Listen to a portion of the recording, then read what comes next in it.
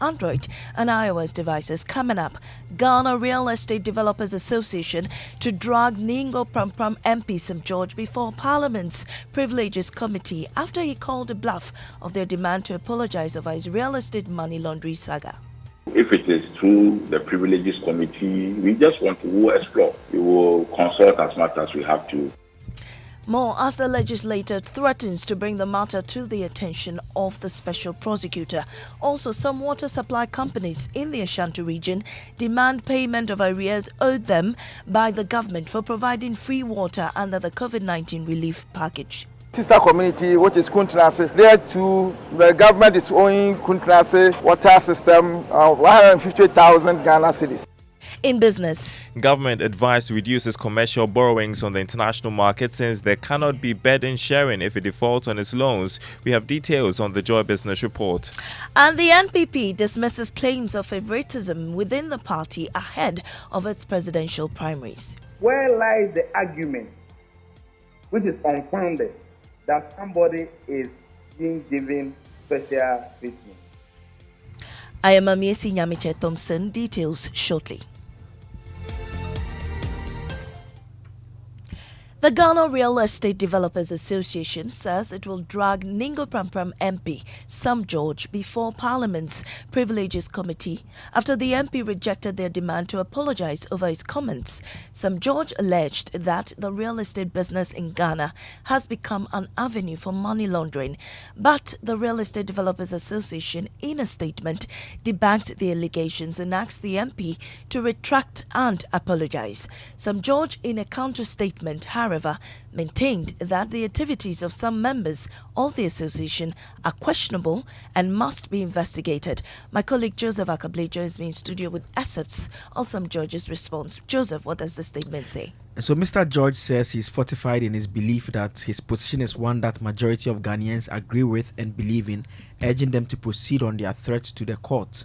He says he will be inviting the Office of the Special Prosecutor to look into matters of due diligence processes some greater members undertake when selling property to prospective buyers, issue of dollar-denominated transactions against Bank of Ghana regulations, failure to pay VAT and food tax obligations to the GRA on property sales, and a number of issues. He concludes that his office remains available to work with GREDA whenever it is prepared to deal with unscrupulous elements who use the sector to perpetrate illegality. Thank you, Joseph. Meanwhile, Executive Secretary of GREDA, Samuel Amegaibo, says the association will haul the MP before Parliament. All we are trying to do is to get our honorable MP to appreciate that there's a business that must not be dragged into disrepute and be sunk and be discredited and disrespected the way his utterance has sort of suggested. And so if it is through the Privileges Committee, we just want to explore. We will consult as much as we have to make sure that we resolve it as much as possible. Some water supplying companies in rural communities in the Ashanti region are demanding the payment of arrears owed them by the government for providing free water to consumers under the COVID-19 relief package. In April 2020, President Akufo-Addo announced a utility package to absorb water and electricity bills for lifetime consumers for a year. However, some suppliers say they are yet to receive payment for the services provided. There's more in this report. At the just ended second conference of the Network of Community Water Services, NETCOWAS, managers of community water supplies at Kuntinase, Buenim, and Ankasi said the government owed them at least 140,000 Ghana cedis.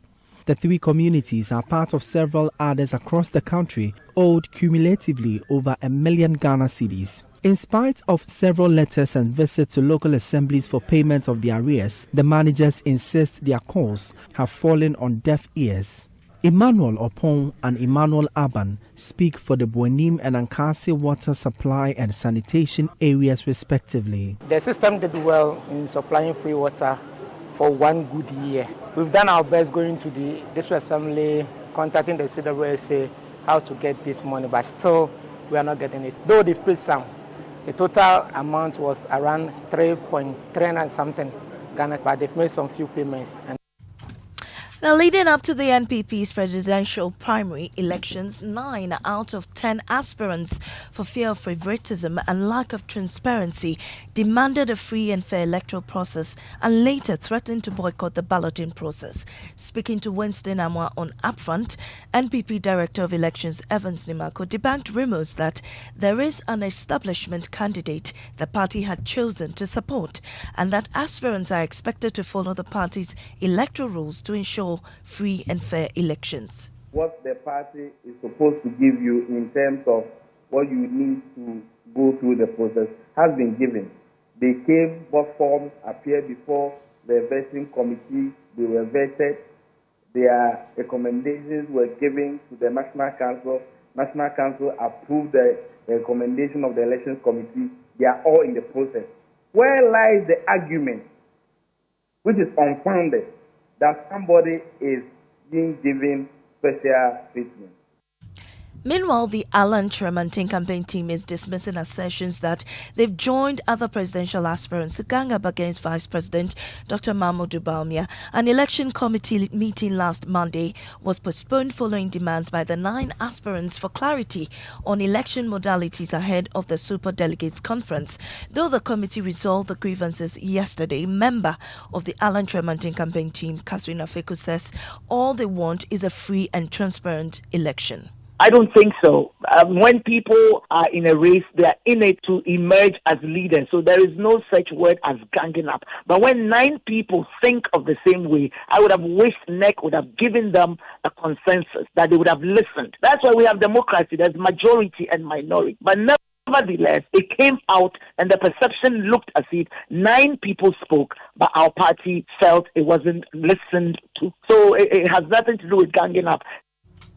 Away from the NPP camp, the bullet-riddled body of a mother of one, 24-year-old woman who was allegedly shot and killed by her boyfriend, a police inspector, with service rifle, had 6 bullet entry wounds and 7 exit wounds, according to a post-mortem examination. Victoria Dapa, also known as Madra, was pronounced dead on arrival at the Komfo-Anokye Teaching Hospital on April 20, 2023, after she had been shot multiple times by her estranged boyfriend. There's more in the following report by Ohimi Interior. The accused person, Inspector Ahmed Chumezi, brought to the court under the heavy security escort of prison wardens, also contribute to the constitution of a jury for his trial. Thursday's hearing, state prosecutors told the court a post-mortem examination conducted by 2 pathologists at the Komfo-Anokye Teaching Hospital on April 27, 2023, identified 6 bullet entry wounds and 7 exit wounds on the bullet-riddled body of the late 24-year-old mother of one, Victoria Dapa.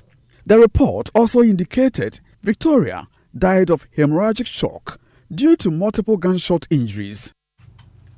Now to Tech Thursday. Now, maintaining optimal indoor air quality is essential for ensuring environmental health and safety within constructed spaces. One prevalent indoor air pollutant that poses danger to the eyes, respiratory system, and the central nervous system is formaldehyde. It causes symptoms such as headache, dizziness, tearing, and nausea. Even worse, some research has linked it to various cancers. Fortunately, researchers at the Kwame Nkrumah University of Science and Technology have developed a device capable of breaking down formaldehyde into less harmful substances. Lava FM's Chrissy Deborah has more. According to the World Health Organization, formaldehyde concentration in indoor air space should be strictly regulated at 0.1 parts per million.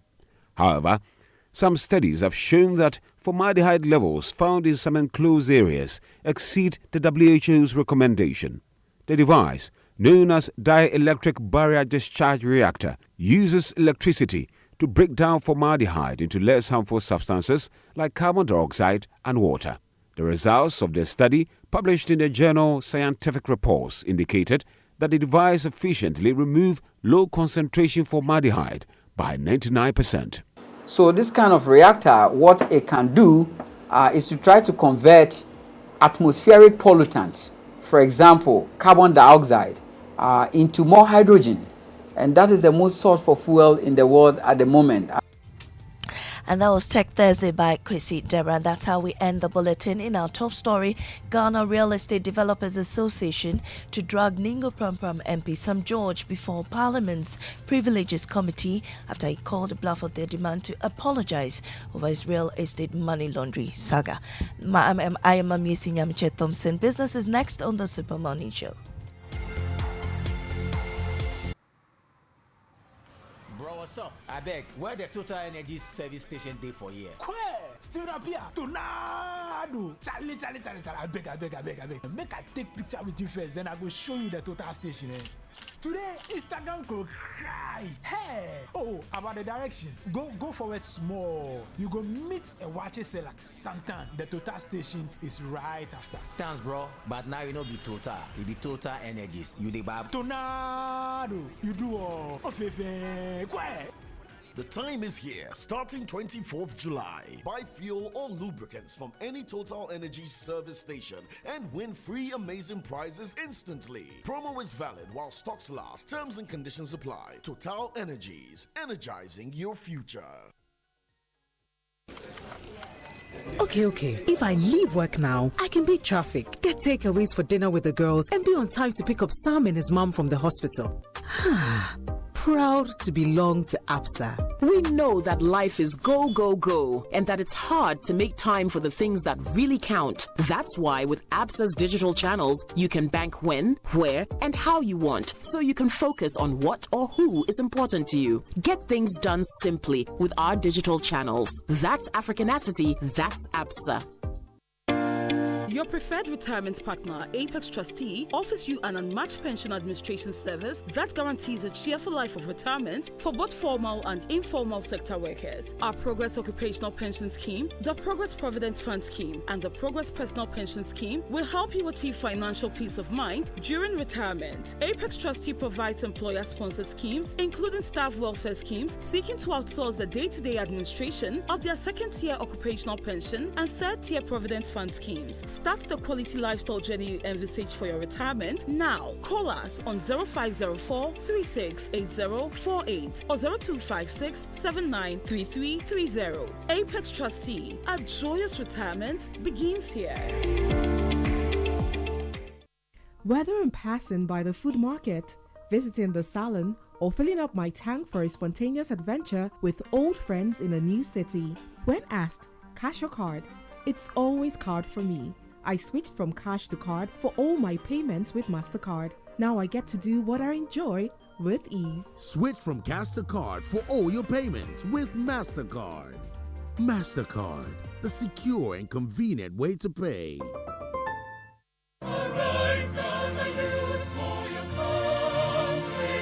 Management of the National Service Scheme has begun processing prospective service personnel for deployment for the 2023-2024 service year. This year's deployment is private sector driven. Private institutions are therefore encouraged to submit more requests for service personnel. Metropolitan, municipal and district assemblies, ministries, departments and agencies, and all those interested in hosting service personnel in the 2023-2024 service year are also encouraged to put in formal requests to the Secretariat. The request must be submitted on official letterhead with official addresses, email, phone numbers, and location of the organizations. User agencies are to indicate the number of personnel required and specify the desired academic or professional qualifications. Agencies with special needs are advised to contact the NSS Secretariat for discussions. All requests must reach the National Service Secretariat before Friday, August 11, 2023. National Service, service to the nation.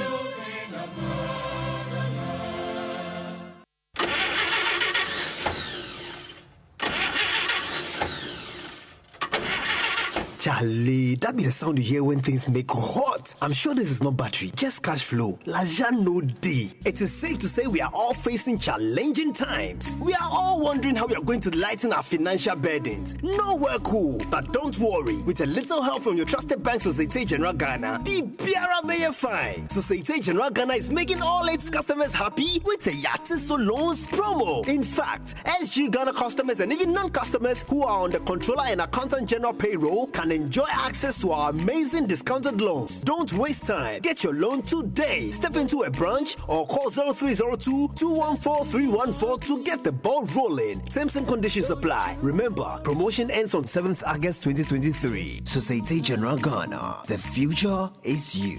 You worry, just be happy. Don't you worry.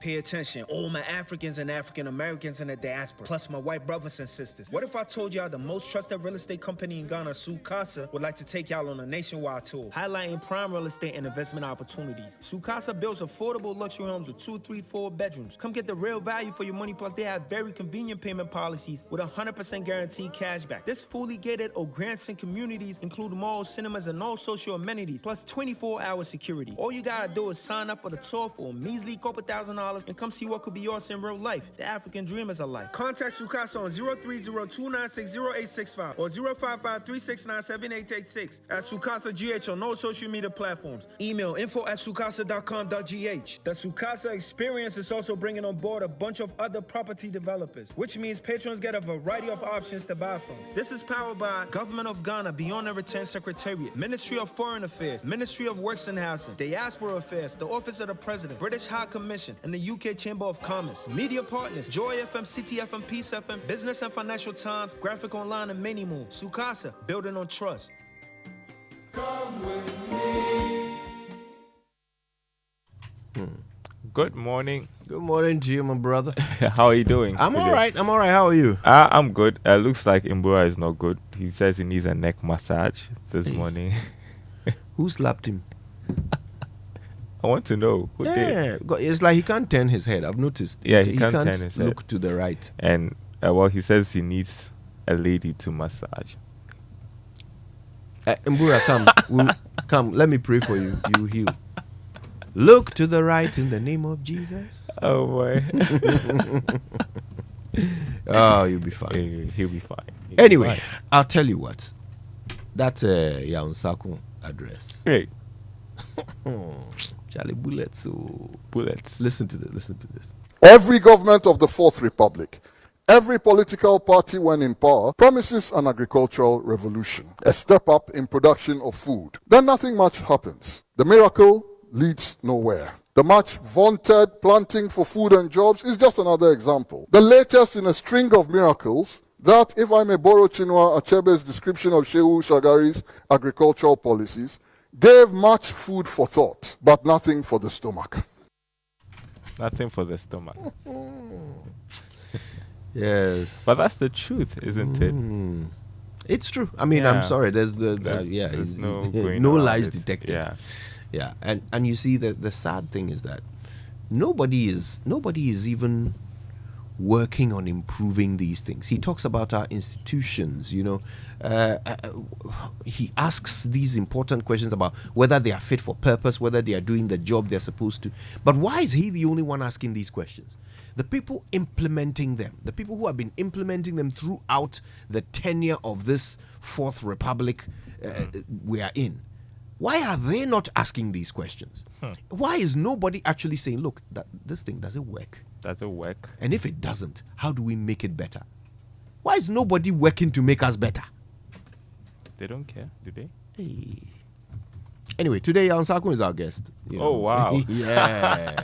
Oh, that's great. Yeah. More bullets, please. Oh, Charlie, well, I'm sure he's come with a full magazine.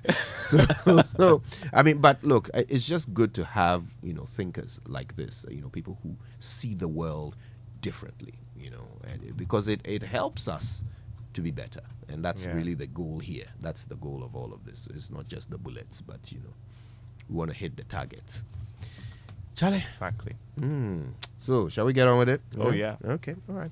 Well, we're grateful to Total Energies. Total, we go the extra mile for you. And Absa Bank Ghana Limited, helping you find a way to get things done. They brought us the 6 a.m. bulletin. Now, the time is here. You can now buy fuel or lubricants from any Total Energies service station and win free amazing prizes. Right? It should be amazing free prizes. I'll explain why that should be the case one of these days. But yes, amazing free prizes instantly. And that's not all. A special prize awaits the highest purchase on Total Energy's card from each region this July. Remember, the promo is valid while stock lasts. Terms and conditions apply. Total Energies, energizing your future. All right, let's settle in for the Joy Business Report. It's brought to you this morning and every morning by Glyco Life Travel Insurance. Glyco, we cushion you for life.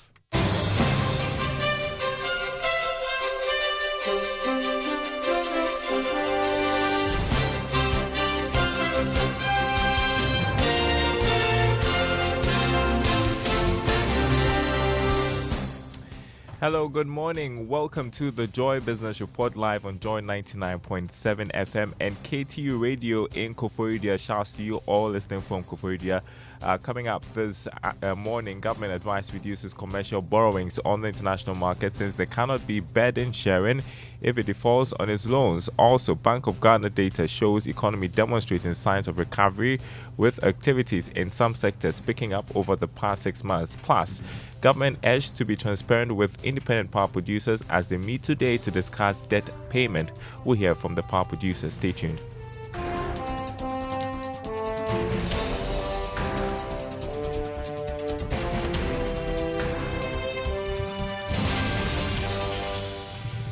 My name is Daryl Carl. Thanks for being with us this morning. First up, government has been advised to reduce its commercial borrowings on the international market since there cannot be burden sharing if it defaults on its loans. According to the Vice President of Imani Africa, Bryce Simmons, since commercial loans do not come with a program, there is the tendency for government to exhibit indiscipline and misapply the funds. In Africa, 21 countries are currently either bankrupt or in financial distress.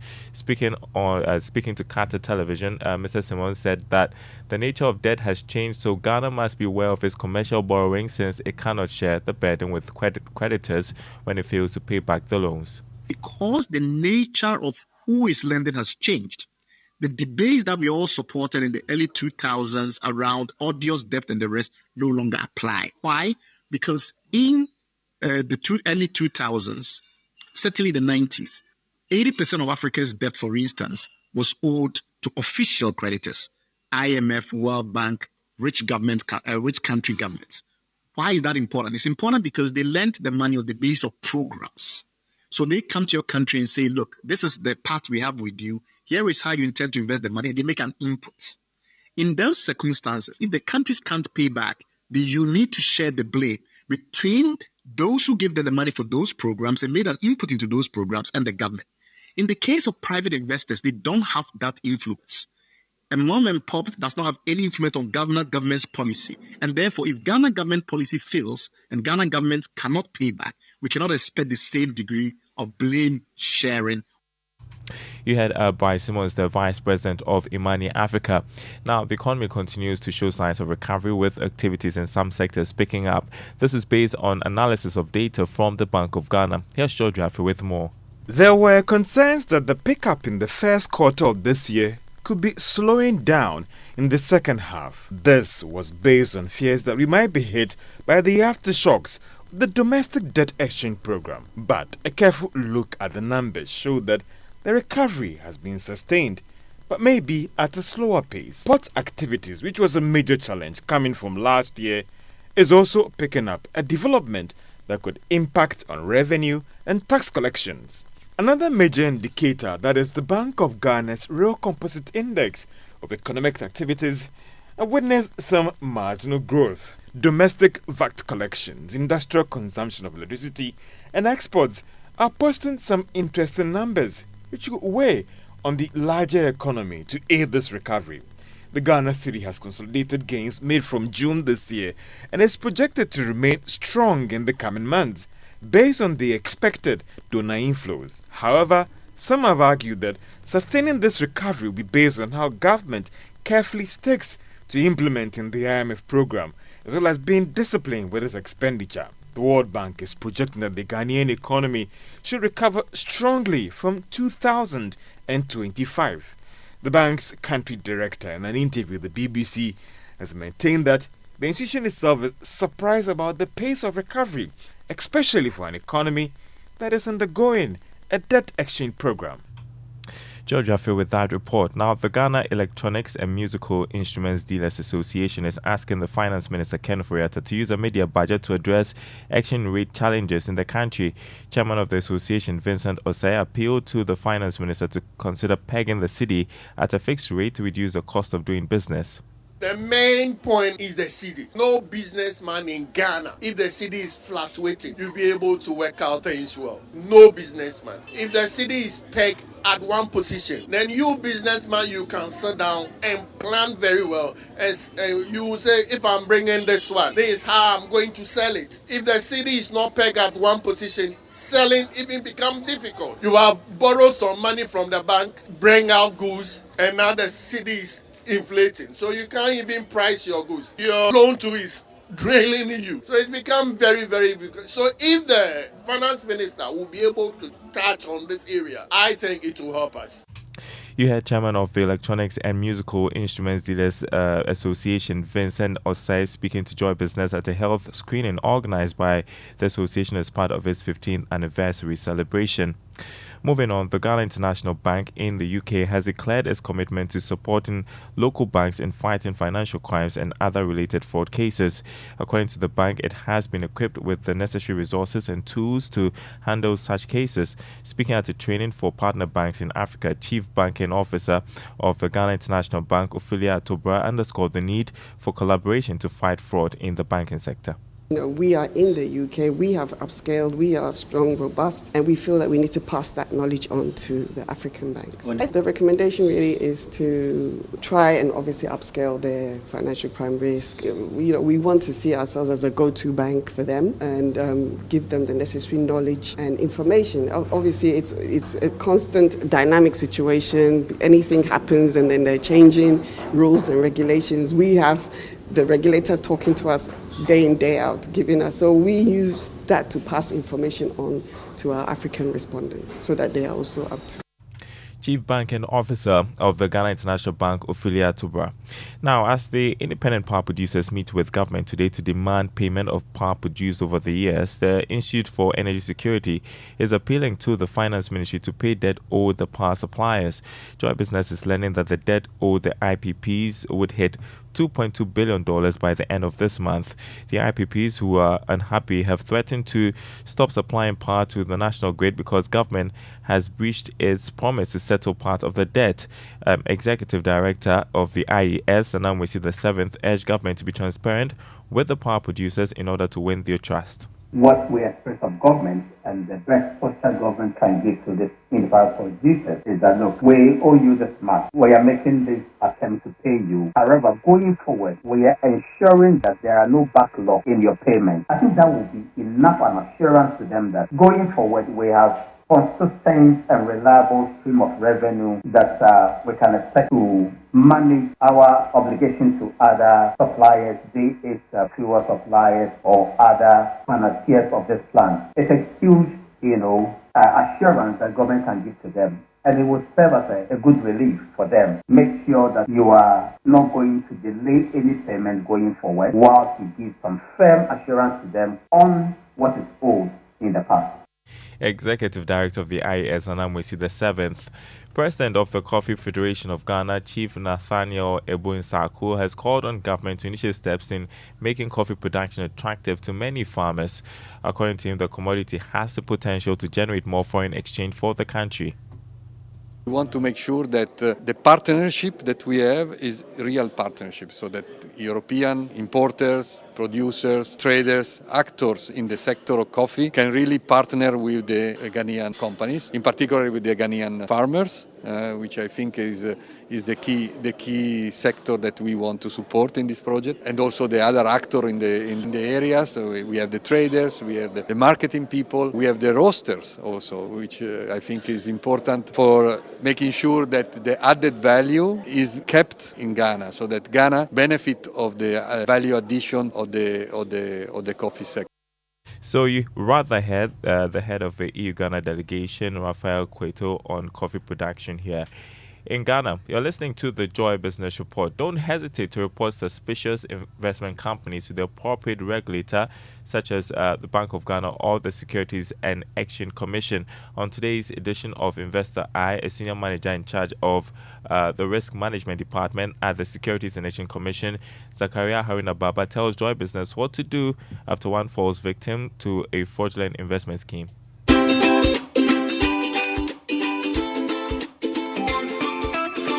Yes. If you fall victim to these things, we encourage you to report the matter to us.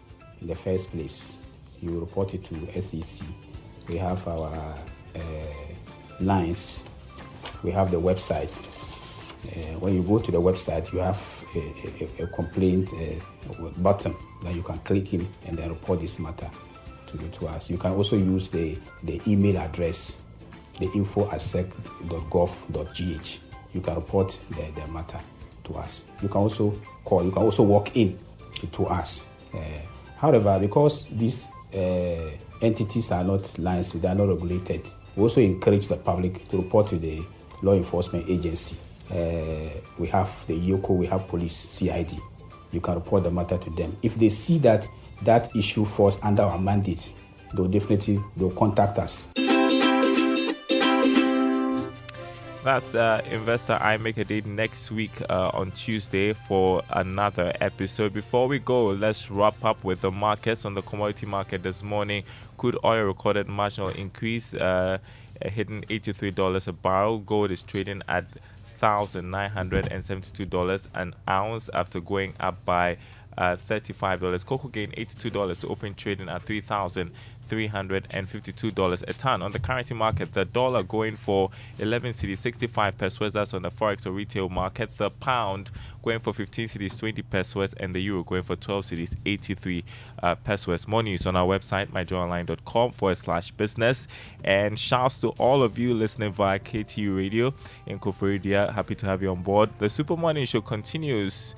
Here's Kojo Yankson. Yeah, I am. Here I am. You want to say hi to KTU Radio listeners? Yes. Hello, KTU Radio. Right? Yeah, yes. in Koforidua. We love you guys. Yeah, thank you for we love you so us much every time. Okay, so you know that guy whose neck is hurting or whatever, his shoulder or neck is hurting. Lean on me. Yes. Is that you're good? You see where we are going with it. Great minds think alike. Yes, great minds think alike. Yes, our inspirational song brought to you by Duraplast Ghana Limited, producers of quality PVC pipes and HDPE pipes and water tank. Where Duraplast goes, water flows. Anyway, so for him and his stiff neck, here we go. Stiff. Kirk Franklin, lead on me.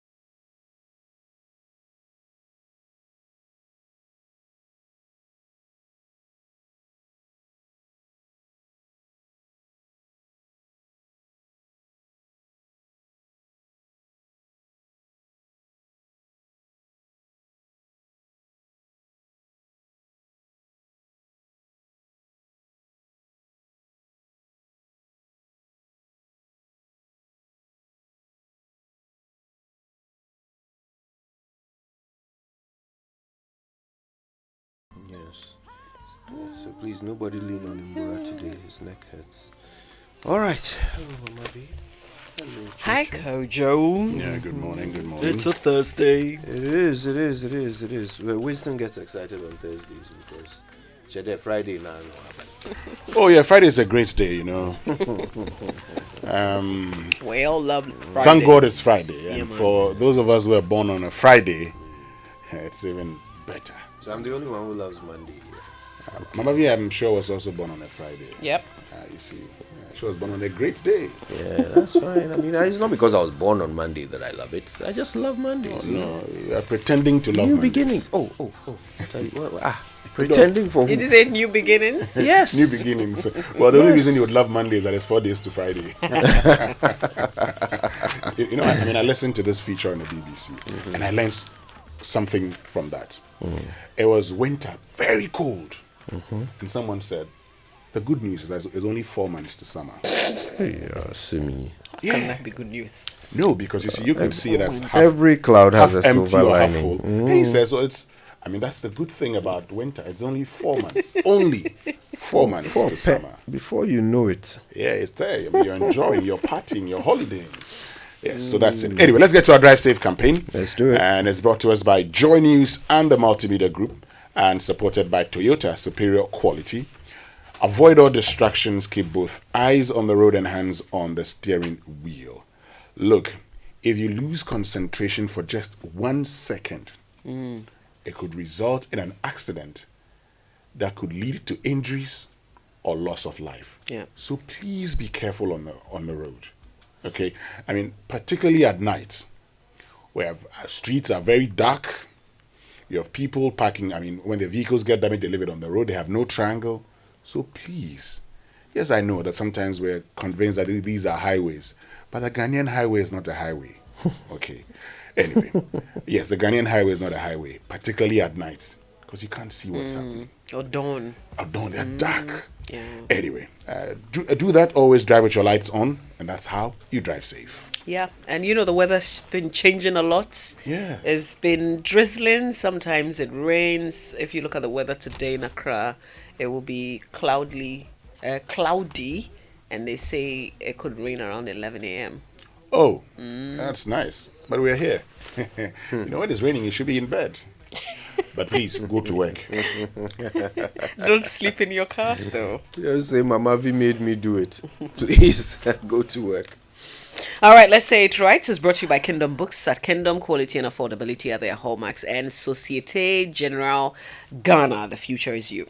Something must be done. You say either, I say either. It is quite remarkable how some of the most simple English words are frequently mispronounced. Take this one, for example. L-I-V-E. Live. Simple, right? Yet we often hear people say leave when they mean live. I used to think it was a particular accent from some part of Ghana, so I didn't really pay it much mind, but these days I hear it from people of many different ethnic groups and tribes. I guess it's a mistake that can be made by Ghanaians irrespective of where they live. See what I did there? I just thought I'd slip that in before I leave. Okay, I'll stop showing off now.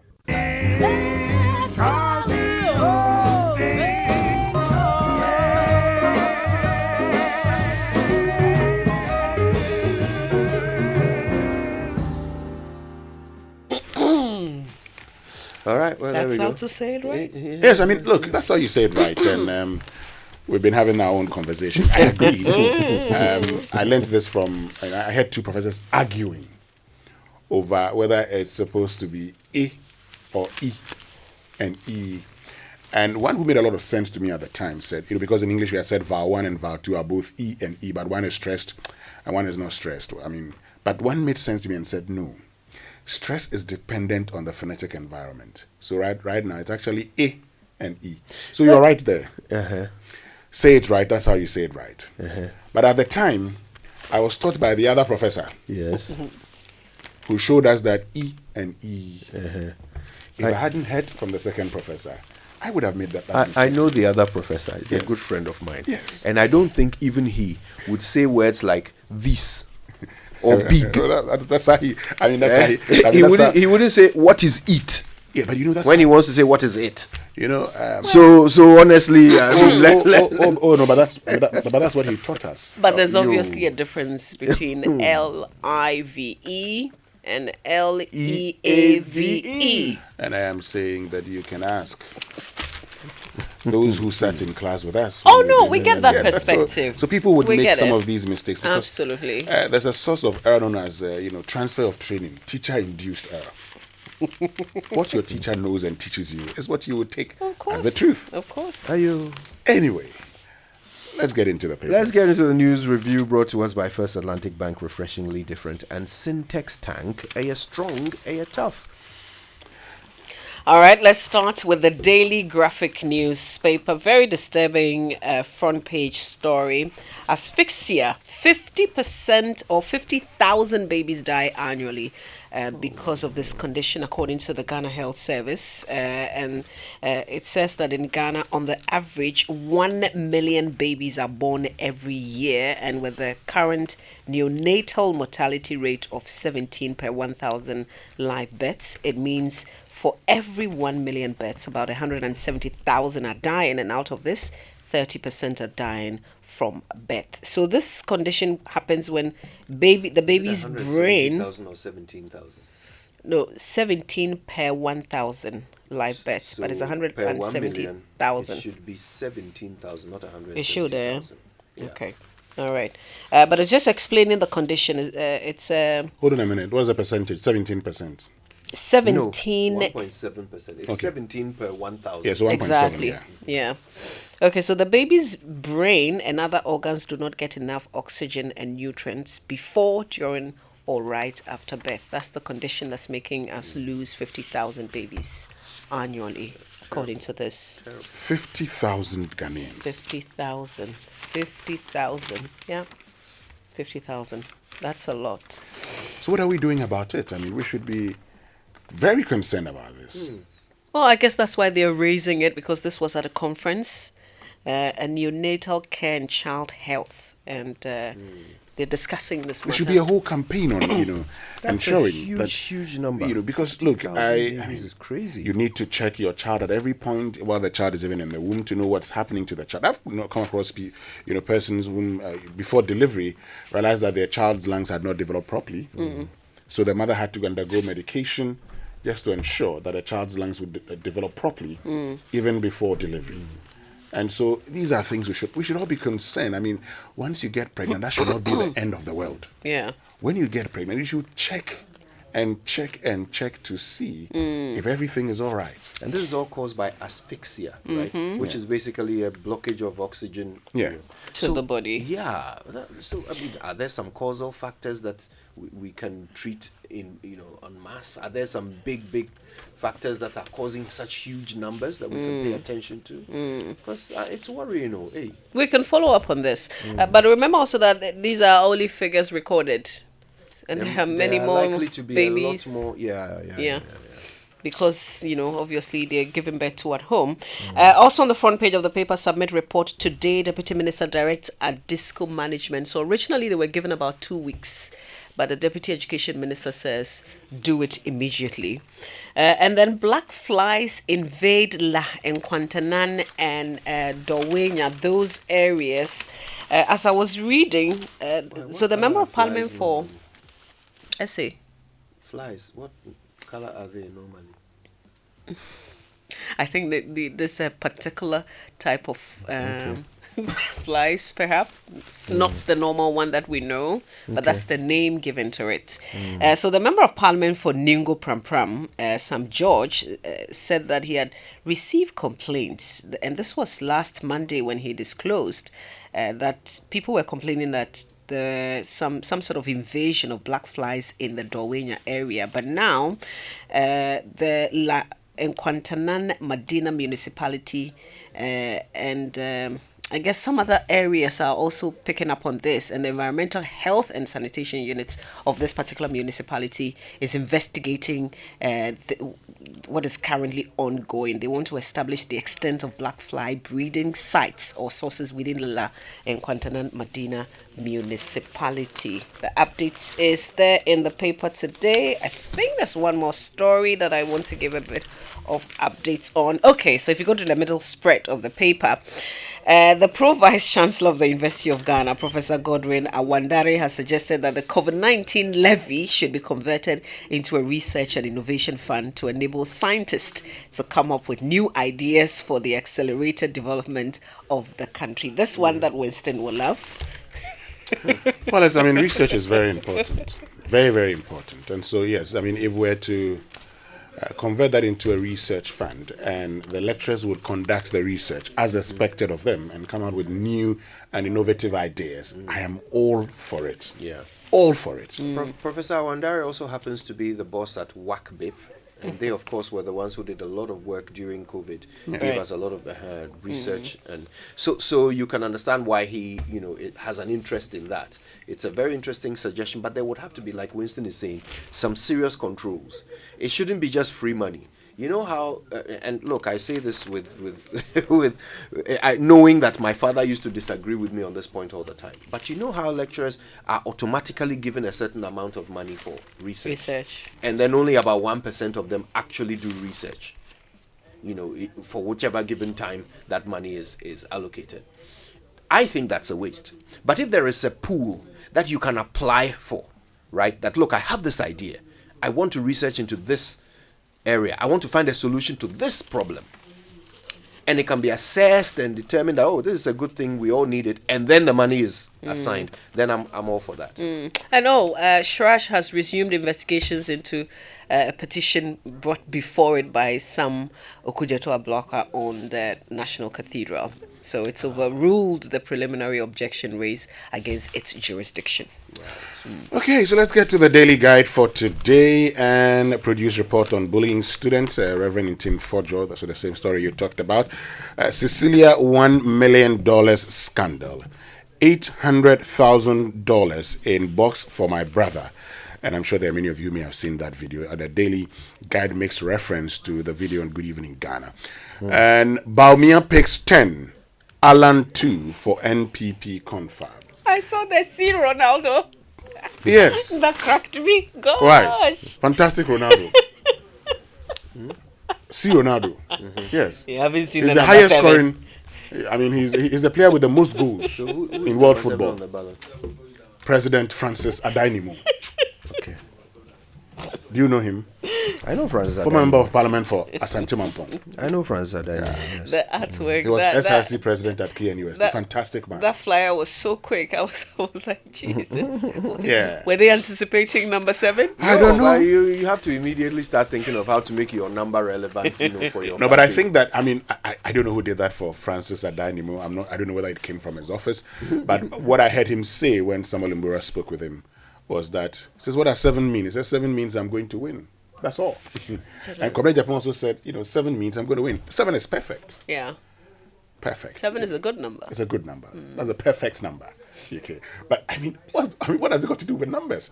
There was it was a ballot, a random selection, and you have been placed somewhere. Yes. The only advantage you get is if you have a number that's memorable, right? So that when you are doing your campaign, it's catchy, right? Like if you are number 1, you're number 10, or if you're number 10.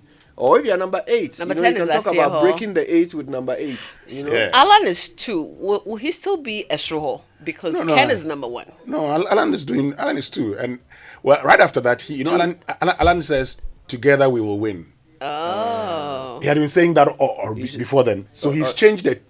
T-O to 2. To 2. I see. Together we will win. Yeah, he should have said number 2 is next to number 1. So when number 1 goes, I come next. Hey, some of his people have said it already. He's been coming next for some time now. I think they've been using that too. I've heard somebody. See, the point is that these are numbers.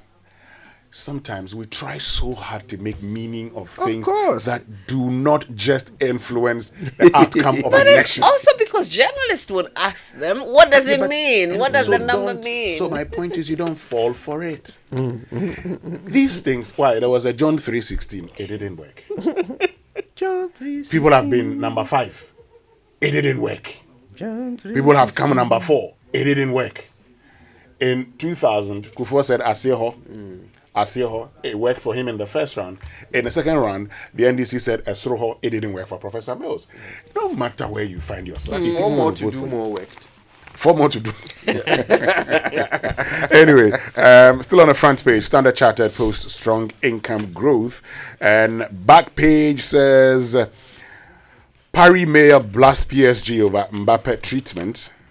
But I tell you what, I think that boy is a stubborn boy. You know. So are they going to bench him the whole season? Well, if you bench him, you still have to pay him. Yeah. And if you, the guy is earning some good money. I'm sorry, I'm behind on this one. What did Mbappe do? Well, so Mbappe signed a contract extension last year. And in that 2-year contract extension, it was actually 3 years, but it was 2 years with the option of a third. Now, he can indicate that he would not extend it to 3 years after the end of the second year. And he must do so after the first year. So he's indicated to PSG that he's not going to extend his contract. And PSG says, oh, okay, if you're not going to extend the contract, then no problem, you can go. He says, I won't go. PSG says, no, but we can't keep you here and sell you and so that you go without any transfer payment. So go. We know that you've reached an agreement with Real Madrid to join them on a free transfer. That's bad business for us. So go. He says, I won't go. At least so that somebody Then can take care PSG of the says, payments. if you won't go, you're not part of our pre-season. You're not part of our plans. He says, no problem. I'll stay on the bench. Was I'll it sit on the bench. Japan they went to and they Yes, didn't go with they him? didn't go with him. He says, I'll sit on the bench. But if he sits on the bench, you're paying him about £2 million a week. Okay, so you still be making losses. So you see, so it's not that he's stubborn; it's that he recognizes his negotiation advantage, and he's pressing it. I mean, that doesn't make him stubborn; No, it but makes you him see- smart. Yeah, but you see, look, Moise Caicedo of Brighton, Arsenal wanted to buy him during the winter transfer. When it didn't work, what did he do? He knew he was going to leave this summer. Okay, but what has he done? He extended his his contract. So he has more years. Once he has more years, it means that you have to pay more for his club. Right. Sometimes this is just okay. It's business. Allow the club to also chop small. That's the reason if Banye eventually signed a new contract with Hatsufok, so Hatsufok could get transfer fees. Wow, look, then you're talking about You know what PSG this is Mbappe, like. If then you want, this is if Hearts. you want to relate to this, imagine that you are working for a company, right? And there is an advantage to you of staying till the end of the year before you leave. But the company says, no, go now so that we can get the advantage. Why, is it your father's company? No, this one, they're going to pay money. So take the money. Anyway, let's get to the online news review. Yes, the online review is brought to you by Zenith Bank in your best interest and Goyle Good Energy. And what do you do when you run out of fuel in your vehicle? Do you just top up anywhere? Don't do that if that's what you do. Let's introduce you to the Good Energy family and why you must be part. 1.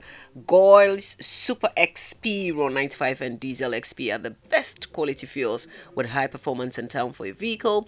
Goyle's Super XP Raw 95 is a high grade fuel sold at same price as normal fuel. And 3. Goyle Diesel XP is low in sulfur, making it an eco-friendly option for your vehicle. And with over 440 stations across the nation, join the family that rewards you with quality for an energized driving experience. Goyle Good Energy. Goyle, yeah, you did. Let me say good morning to Robert Tre, who's head of public affairs of Goyle. Good morning. Good Actually, morning. yes, great guy, isn't he? Yeah. All right. So on myjoyonline.com this morning, Super Delegates Conference, Kenya Japan picks first slot, Alan second, Bawumia 10th on the ballot. Parliament may be setting a bad precedent for not sitting, Majority Leader tells Speaker. I think this is about yesterday. Yes. Anyway. Time now for the BBC News, brought to us by Fidelity Bank. Believe with us and log on voice. Experience seamless business management. For decades, we have helped businesses connect with their trade partners all over the globe. From Ghana to Burkina Faso, Cote d'Ivoire, Benin, Togo, Senegal, China, Morocco, France, Netherlands, and many other countries. we have made it possible to bring Ghana to the world. We have brought small and medium businesses closer to their customers across the regions in Ghana with our SME support facilities. We have brought relief and smiles to the faces of families with our employee personal loans. With our cutting-edge technology and digital support, we take the burden of complex thinking off you, making life simple. That is who we are, as close as a partner. Bank of Africa. We are indeed the African bank with the global reach. Want to feel energized for more? Fuel up with Super XP Ron 95 and Diesel XP high performance products from Goyle. Our high grade fuel comes at no extra cost, but with more power. And our Diesel XP, it's low in sulfur, making it an eco-friendly option for your vehicle. Experience high performance and quality with our products. Available everywhere. Choose Super XP Ron 95 and Diesel XP for an energizing driving experience. Good energy. Nyamidia Apartments, the first master planned community in Ghana, is offering a 20% discount on all units. 2 and 3 bedroom apartments ready to move in today. Strategically located a short drive from the Tema Motorway roundabout towards Community 25. Call us now and the first 10 will get an additional 5% discount. Use the promo code Nyamidia23. Terms and conditions apply. Contact number 0551 435 555. Nyamidia Apartments. Affordable luxury homes for everyone.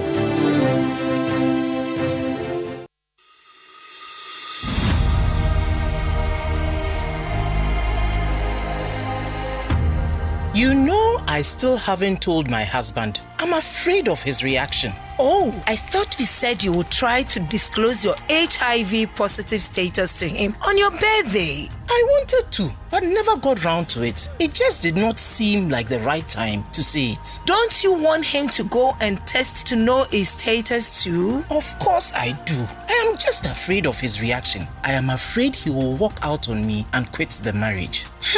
But you can't be too sure of that. You know, the other day, when he heard HIV in the news, he referred to it as a bad disease. And I know a couple of people whose partners deserted them because they tested positive for HIV. But it is also important for him to test for HIV and start antiretroviral medication if he is HIV positive. So what should I do now? Why don't we ask your HIV counselor at the facility for advice? Come on, let us call her and find out how best to disclose your HIV status to your husband and also get him to test for HIV. This message is brought to you by Ghana AIDS Commission.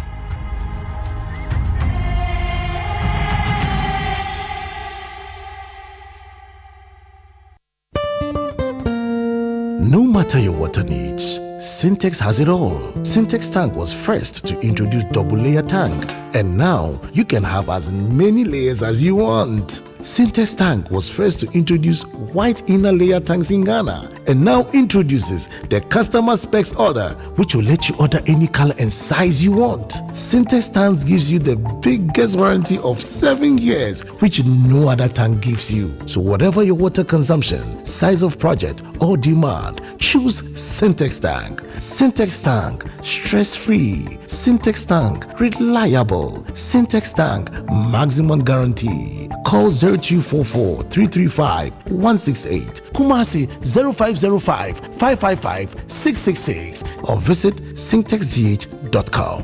Sintex Tank, a strong, a tough.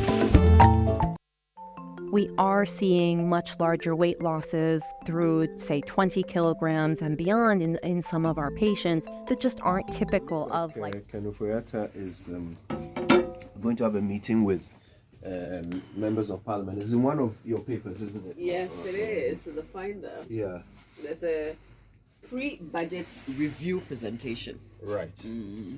So, I mean, I don't know whether the irony is lost on us that, the same majority in parliament that almost unanimously sought Kenufo-Yatta's removal as finance minister not so long ago, and were only held at bay by the promise from the president that Ken Ofori-Atta will leave after we go into an IMF program. Winston, how many months now since we entered an IMF program? Oh, I mean, we got the approval in May. So it's just 2 months. Still fresh. Yeah, but you see, once the MPs accepted that, I knew the man wasn't going to go. Why? Because once we get a staff level agreement, the president would say, why not wait till you get approval? Once you get approval, I said, this is the man who led the discussion. So why doesn't he see us through so we could be getting the money? And so, yeah, of course. So, I mean, look, we've all been played. Let me put it that we've been played. And that's what our politics has become. These guys just played a fast one on us. Not a fast one, really. They thought we were playing a fast one on us. We had seen through it long ago. But someday we'll have this conversation again. I mean, my interest is in the hypocrisy of it. So now when an NPP MP stands anywhere to say anything, why must we believe them? In fact, I won't even limit it to the NPP MPs, because I genuinely believe that both sides of the house colluded. First of all, to fail in removing him through censure, and secondly, to fail in removing him through the sheer, what's it called, pressure and influence that Parliament can wield on the executive. They colluded to fail, and this is our story as a nation. Any time that there is private interest, personal interest on the part of our representatives, they will take that over the public good. So Ken Ofori-Atta is still our finance minister. What a gain. I mean, seriously, what a gain. If borrowing us into the ground while enriching the company that you founded, leading us to an IMF program after saying we will never go there, if none of these things are enough for a final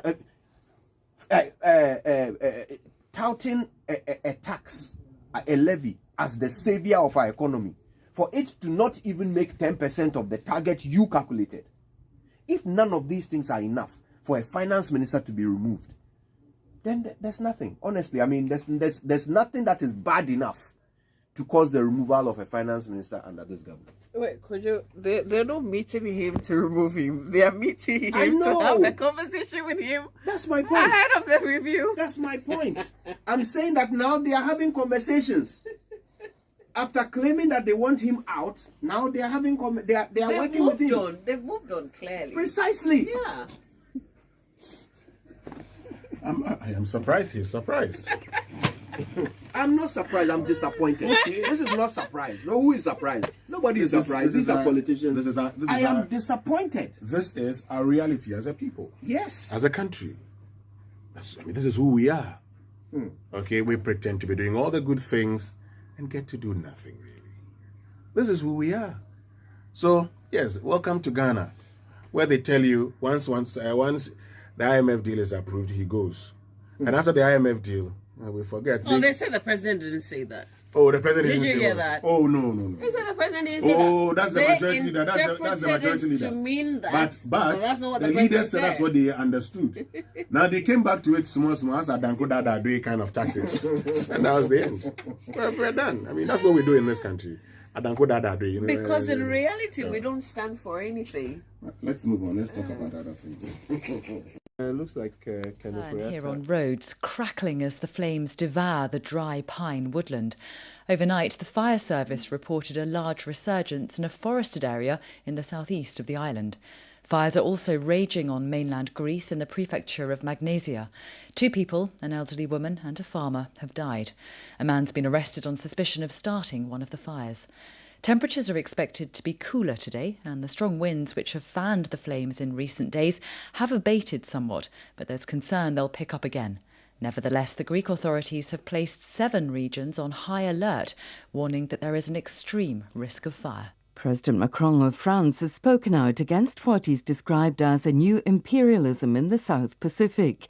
In a speech in Vanuatu, he said a power logic was threatening the sovereignty of several of the world's smallest and most fragile states. Vanuatu was partly a French colony until 1980. At the Women's Football World Cup, the United States avoided an upset in their group match against the Netherlands. The USA captain, Lindsey Horan, scored a second-half equaliser for the defending champions. Later, Portugal face Vietnam and Australia play Nigeria. BBC News. Welcome to the... Why burden yourself to build when you can buy ready-to-move in 3-bedroom executive houses located at Tema Community 25, built with the finest building materials and supervised by top-notch professional architects with flexible payment terms? Welcome to a breathtaking development from Selma Court, located at Tema Community 25, just about 55 minutes drive from Kotoka International Airport. This ready-to-move-in 3-bedroom development comes with beautifully fitted kitchen, spacious dining hall and master bedroom and large sitting area. We give you a whopping 20% discount if you reserve before 30th September 2023. You can reserve with as low as $5,000 Ghana cedi equivalent by calling our hotline on 0249 399 932. or visit our website on www.selmacourtghana.com for further information. It's the most action-packed breakfast show in town. The hottest music, the best giveaways, the great interviews, and all the laughter and fun you can imagine. Don't miss the Super Morning Show on Joy 99.7 FM. It's the best breakfast show in town. He's up bright and early, serving your premium morning radio show. The Morning Man. It's the Morning Man, Kojo Jackson. Coffee in your cup. Enjoy.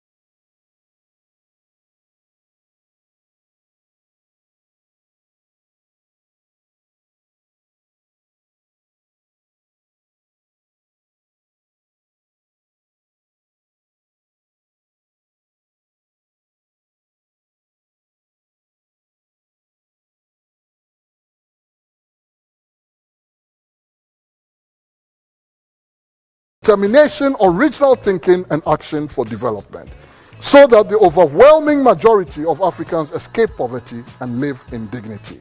Now is the time. In that great mission, African people must give their best and never fear, never fear, never fear. Our ancestors would say in drumming home this point, and I cite it in Akan only because I must choose one language, Yensro Nyame and Sambisro Samai. Never fear.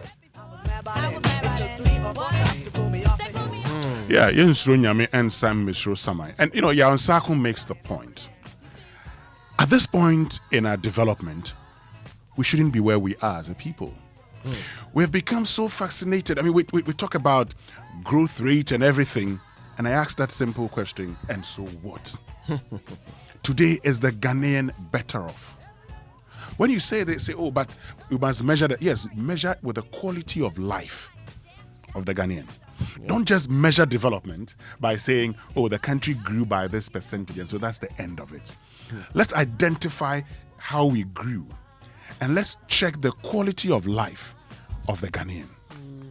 I have told you about how some 20 million, he makes the point, 20 million of us actually live on 11 euros, 140 Ghana cedis a day.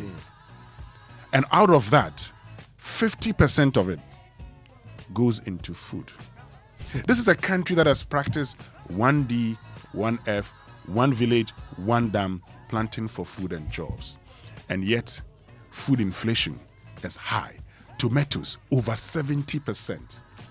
Palm oil, about 100% inflation year on year. You know, I've never been very good at maths. Never. But there was a statistic that has stuck in my head. When we were younger, in primary school, university primary school, there were 3 of us in our year group, right? And you know, they have these league tables for schools, and it's year by year, so they compare every year group. Yeah. So in Cape Coast, in our for some reason, for our year group, when we were in class 1, we were the top year group for the region, area, whatever. Class 2, class 3. And then they did some analysis and discovered that it's because of 5 of us. 5 of us are continually scoring so high in the assessments that it is skewing the whole school's performance compared to other schools, just because of 5 students. This is the reason why, even though I'm not a mathematician, I always take macroeconomic figures with a pinch of salt. Because I know that even when they are looking good, it could mean that only a few of us in the country are benefiting. You're right, because look, today we're talking about reduced imports, and so our trade surplus is looking good because you have reduced imports, okay? And so automatically your exports would make you look like we're doing something very right. But if you had a lot of exports, ordinarily that should translate into a stronger local currency. But you've not experienced that. What does that even tell you about your economy? The structure of your economy is problematic. Yeah. So look, I like that point that Yaon Sako makes, but he also makes another point. In fact, he talks about even our Chieftains Institute. One of the things I'd like us to explore today, as custodians of culture, what has chieftaincy done? He's asked that question, is culture all about drumming and dancing and singing? They should be evolving. He talks about the evolution of that institution. He's talked about our land. Yeah. Do we just own lands because somebody settled there first? Well, we would have all of these points. But you know, when you talk about the chiefs, because I remember Otumfuo bringing his chiefs together, talking about Galamsey, and you know, beyond that, like, what can a chief do really? Do you know what my question is? Why is it that it is only Yaon Sako who is asking these questions? Why is it that nobody else is saying, how can we improve this? How can we improve that? Who is trying to make us better? Who? Wake up to joy, joy, joy. Sunshine and joy in the morning time. Yeah. Wake up to the Super Morning Show. Yeah. Wake up to joy, joy in the morning. Yeah. If you're turning on your radio, go for some joy in the morning. On the Super Morning Show. Welcome to the Joy Super Morning Show. All right, now listen, we have fantastic news for all of you who live and work at Oyarifa. Ghana's largest privately owned bank, Fidelity Bank, has opened a brand new branch at Oyarifa. Now they are closer to you than ever. Go visit the new branch today at the Owusu Ansa Junction in Oyarifa to enjoy their suite of top-notch banking services and experience superior customer service in a delightful and inviting environment. I always like the banking halls of Fidelity. Lovely.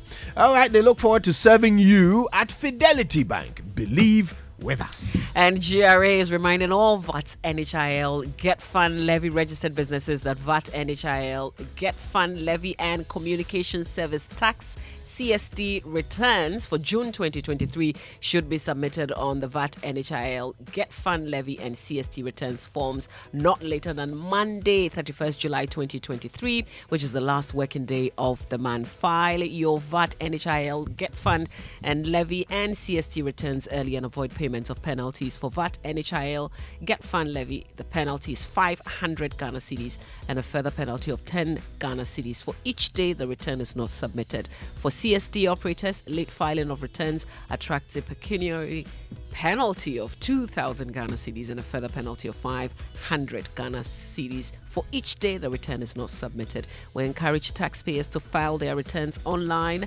via taxpayersportal.com, and also note that in line with the GRA cashless policy, both check and cash payments should be made at any of the 23 designated banks. The Ghana.gov platform over USSD code *222#. Remember to submit the June 2023 returns not later than Monday, 31st July 2023, last working day of the month, and avoid paying penalties. The GRA can be reached via mail on info@gra.gov.gh or WhatsApp 055-299-0000 and 0200-631-664. This was issued by the Commissioner General of the GRA. Our taxes, our future. So why burden yourself to build when you can buy ready to move in 3-bedroom executive houses located at Tema Community 25, built with the finest building materials and supervised by top-notch professional architects with flexible payment terms? Welcome to a breathtaking development from Selma Court, located at Tema Community 25, just about 55 minutes drive from Kotoka International Airport. Now, this ready-to-move-in 3-bedroom development comes with beautifully fitted kitchen, spacious dining hall, and master bedrooms with large sitting areas next to the guest washroom and spacious compound. We give you a whopping 20% discount if you reserve before the 30th of September 2023. You can reserve with as low as $5,000 city equivalent. Don't miss out to grab this opportunity to be your own landlord today by calling our hotline on 0249-399-932 or visit our website selmacourtghana.com for further information. Mavi, do you have a MasterCard? No, I don't. Hey, for the laundry drop-off, the grocery pickup, the lunch sit-down or the tank fill-up, when asked cash or card, it's always card for me. I've switched from cash to card for all my payments with MasterCard. I need a MasterCard. You need a MasterCard.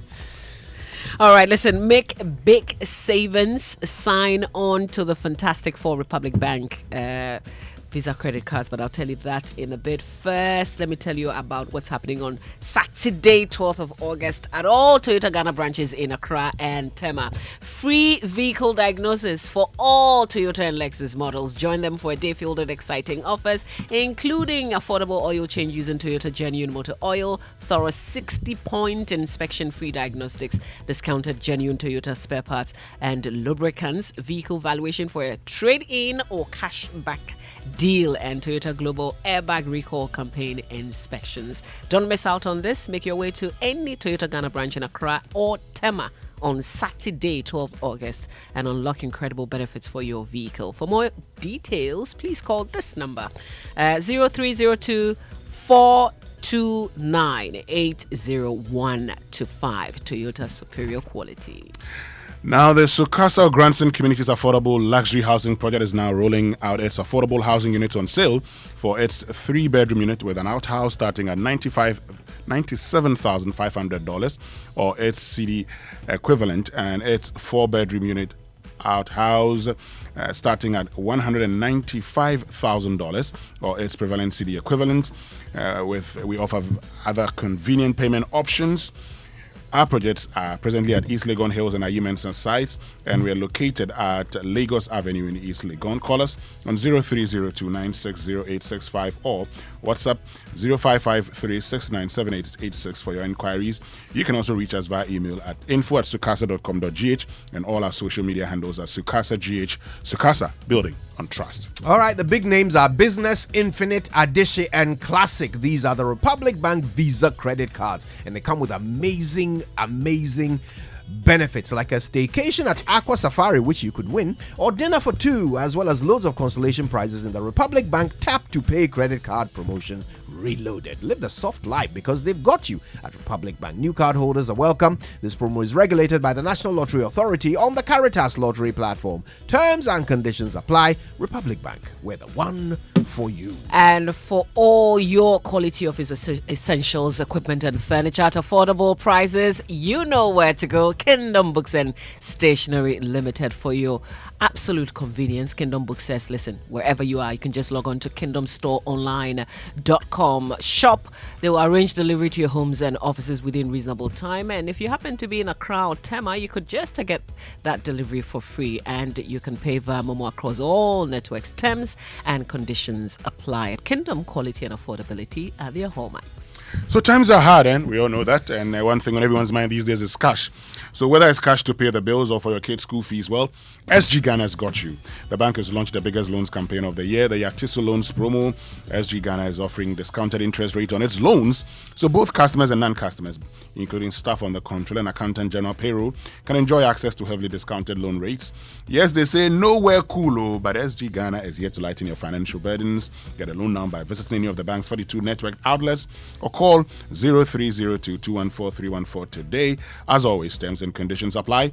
Remember, promo ends on the 7th of August 2023. Societe Generale Ghana. The future is you. All right, let's kick this into gear with a nutrition line from Nestle, offering good food for a good life.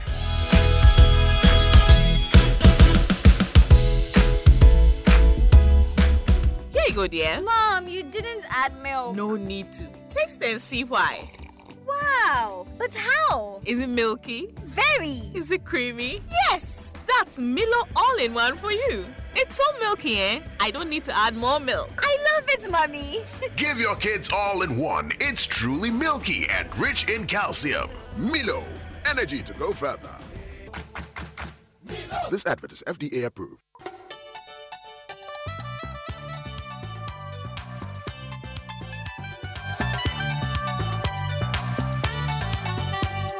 This is Nestle Nutrition Line. Nestle Nutrition Line is a public service program from Nestle Ghana Limited.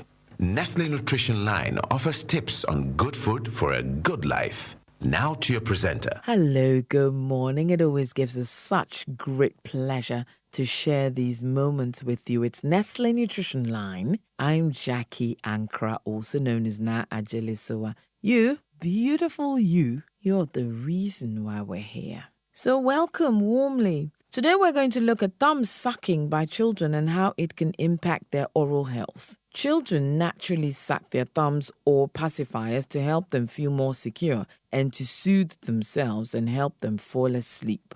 However, if a child continues to suck their thumb after the permanent teeth come in around the age of 5 or older, it may cause problems with the proper growth and alignment of the teeth. Thumb sucking after 5 years can lead to an abnormal bite called an overbite. Thumb sucking can also cause changes in the roof of the mouth of the child. It may even lead to some children developing speech problems and trouble with the S sound. Whether or not dental problems may be caused by thumb sucking depends on how intensely the child sucks.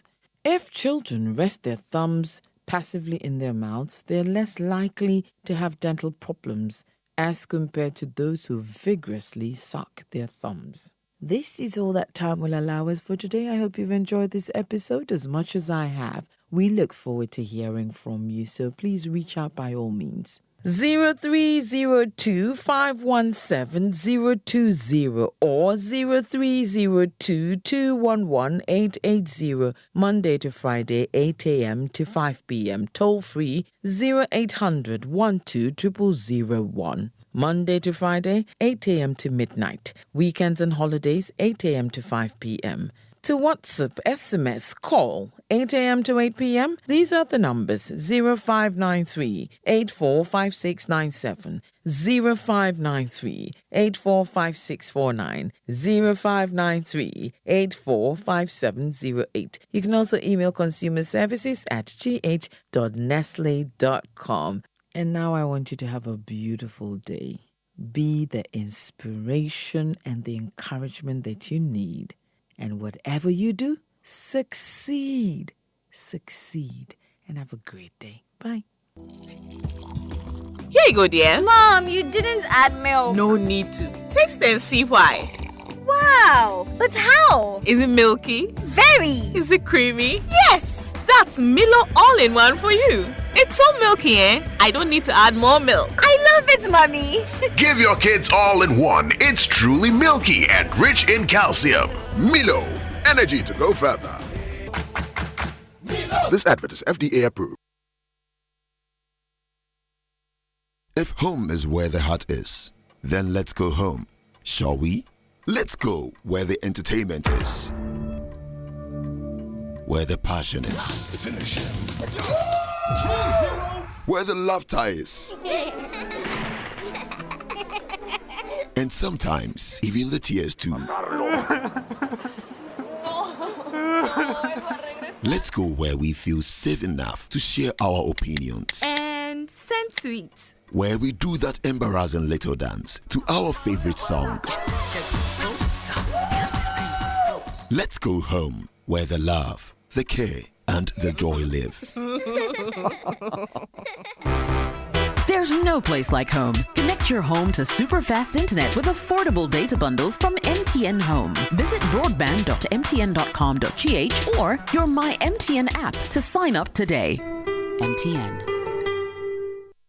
Have you ever thought of the one that makes you complete? An escape from the clutches of interest charges. With the Standard Chartered Visa debit and credit cards, payments are completed at the speed of light, intertwined with interest earning accounts. You also get unbelievable rewards every time you swipe. You have access to over 1,200 airport lounges worldwide, high credit limits of up to 100,000 Ghana cedis, and up to 50 days interest-free with our credit cards. You also get to enjoy full multi-trip travel insurance for 90 days. Fees discounted at your feet with our globally partnered merchant points. Bills are always settled, not battled. Get the Standard Chartered debit and credit card now. Call toll-free on 0800 740 100 or 0302 740 100 or reach us via email on feedback.ghana@sc.com. Standard Chartered, here for good. 1xBet Jackpot is here with weekly massive prizes up for grabs. All you have to do is place your bets on any sports game and stand a chance to win. Simply register at 1xBet.com.gh. Use promo code JackpotGhana and place your bets. 1xBet is your key to great victories. Feel like a winner. 1xBet. Gambling can be addictive. Bet responsibly. Not for person under 18 years. This advertisement has been vetted and approved by the Gaming Commission. All right, let's get it into gear. Birthday messages on the Super Morning Show are brought to you by MTN. Everywhere you go. Bank of Africa, the African bank with global reach. Bank of Africa, as strong as a group, as close as a partner. And Franco Trading Enterprise. Steal phone, Papa Pefi. Let me do this one. It says, happy birthday. So today is my daughter's birthday. Happy birthday to Akosia Hinkang Ajiman of Infantiman Girls Senior High School, from your mother, Doris Dede Ajiman of Ghana Standards Authority, and your father, Vincent Kofi Ajiman, who say they love you so much. And happy birthday to Professor Robert Kwekute, the country director of the Chartered Institute of Peace and Governance Ghana, and the procurement director of DVLA Ghana, from your wife, children, students, and executives and members of CIPG Ghana and International. They say God richly bless you. But today is the birthday of Manasseh Azuri Awene. So happy birthday to you, Bongo. Bongo Boga. And also happy birthday to you, Mr. Alex Dodu, formerly of Fidelity Bank. And it's our own Vincent Inshira Ado's birthday of Asase FM. From all of us here at the Multimedia Group, Kweku Inshira Ado, the GH Rainmaker. That's right. He's probably on air right now. ICGC Rainmaker. That's right. Vinny, right. Happy birthday to you. It's your birthday today, Mr. Isaac Ni Ama, Assistant Headmaster, Academic Presec Legon, is from your children, Charles, Georgina, Adama, and your wife, Bequin. They say enjoy your day today. And here's one to you. It says, happiest birthday to my dear friend, Anita Agla of Risk Management and Compliance Division at Brawl Ghana Limited. May God bless you. For me, from your dear friend, Mavis Ananga. Happy birthday to Mausi Abra Dake of GRA Tema. This one says, cheers to your new age, and it's a special wish. Wish pa. Special wish from Aben. Also, happy birthday to Kwesi Abrayeboa, Linda Aban, Abisapo, Papa J, El Capitano, and Gilly Pa Kwesi Kwenu. All right, the Joy Sports Center is brought to you by MTN. Everywhere you go. Standard Chartered Bank, We're here for good. Allianz Life Insurance, We secure your future. 1xBet, your reliable bookmaker, and DSTV. It's your moment. And have you heard about the Allianz for Life plan? It's an affordable life insurance policy you can get wherever you are. Simply dial *170# on MTN and select 5521, and voila, you and another life are covered for hospitalization and death. You also enjoy very low premium, cashbacks every year, and many more. Call Allianz Life Insurance on 0308 249090 or visit our website on allianz-gh.com. It's Allianz for Life *170# on MTN. Mato for life. And do you lead a corporate business, a global subsidiary, or run the affairs of a small, medium enterprise? Here's some good news. As a key decision maker in your business, we know you want to make payments seamlessly and access real-time transaction data, whether you're at work or on the go. Now, Standard Chartered provides their digital key to help unlock your business potential. That key is Trade to Bank, is a single access end-to-end digital platform that helps you manage the needs of your business on the go. View transactions, pay your business partners and government institutions through Ghana.gov. Facilitate real-time payments and collections with the latest encryption technology and security. Elevate your banking experience today with Trade to Bank, our award-winning digital banking platform powering payroll, cash management, trade, and securities. You can always bank on us. Email premierservice.gh@sc.com to sign up today. Now, your reliable bookmaker has launched a Jackpot of the Week promotion. You have a unique opportunity to get the weekly jackpot. Look for the conditions on the promo page. Complete simple tasks and get the chance of winning a lump sum. They also remind you about registration on the website or in the 1xBet app with the promo code GHJackpot to get a bonus of up to 2,650 Ghana cedis. So MTN Business is here with SME month this July. Come, let's enable your business with data and connectivity solutions, mobile solutions, digital solutions, unified communications, and so much more at the best rates. MTN Business is indeed your partner for growth. Watch out for the exciting activities including promotions, quizzes, training sessions, product activations, and SIM registration exercises at locations near you. Follow us on our social media handles for all the details. We will climax our activities with SME fairs on the 28th of July in Accra at Rollins Park. Contact us today at mtnbusiness.gh@mtn.com or call or WhatsApp 0244 308 111 to find out more. Okay, let's get into the world of sports now with Fentiu Tahiru. Fentiu. That's right. Good morning, Winston. Good morning, all of you. Welcome aboard to the Joy Sports Center with me, Fentiu Tahiru. Fentiu. Coming up this morning, the Office of the Vice President, in collaboration with the Ministry of Youth and Sports, has partnered the NFL for the introduction and development of the American football in schools in Ghana.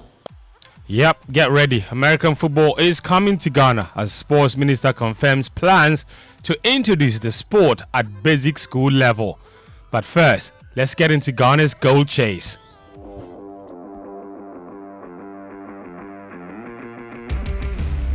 Yeah, the French Embassy will sponsor Ghana's training camp in France ahead of next month's World Athletics Championships in Budapest.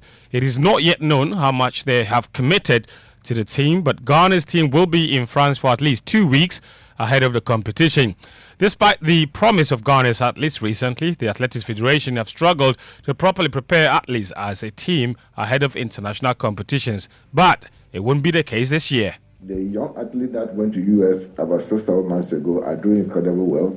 That giving us a lot of confidence that going forward, this athlete will do well. Something that we're just missing, the period, few weeks period to the major competition, we always have problems of camping these athletes for them to be able to at least practice the 400 to get the bottom exchange perfectly done. By this time around, thank God that we have an agreement with French Embassy through the French government that they have agreed, and even we almost finished all the process of sending our national team to camp in Paris. That's Baaf Husseini, CEO of Ghana Athletics. However, there are some concerns with how well Ghana will do in Budapest, as athletes' performance this season have not given too much assurance.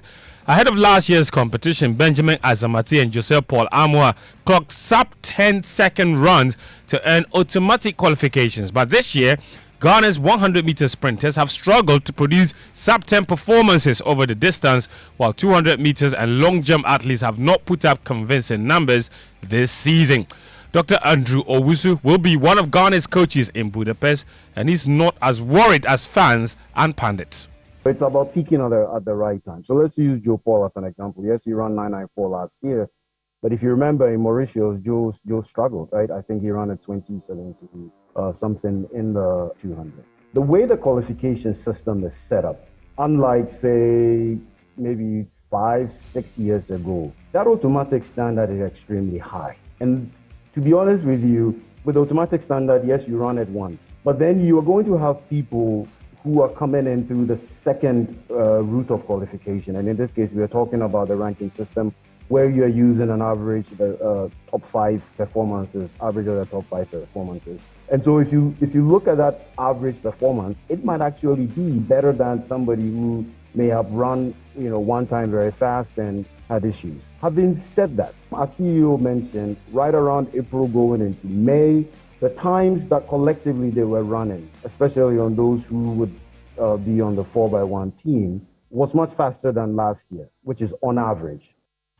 That's Andrew Owusu. He was speaking alongside Bao Fuseni, of course, on Joy News last night in a special build-up to the World Championship named Gold Chase.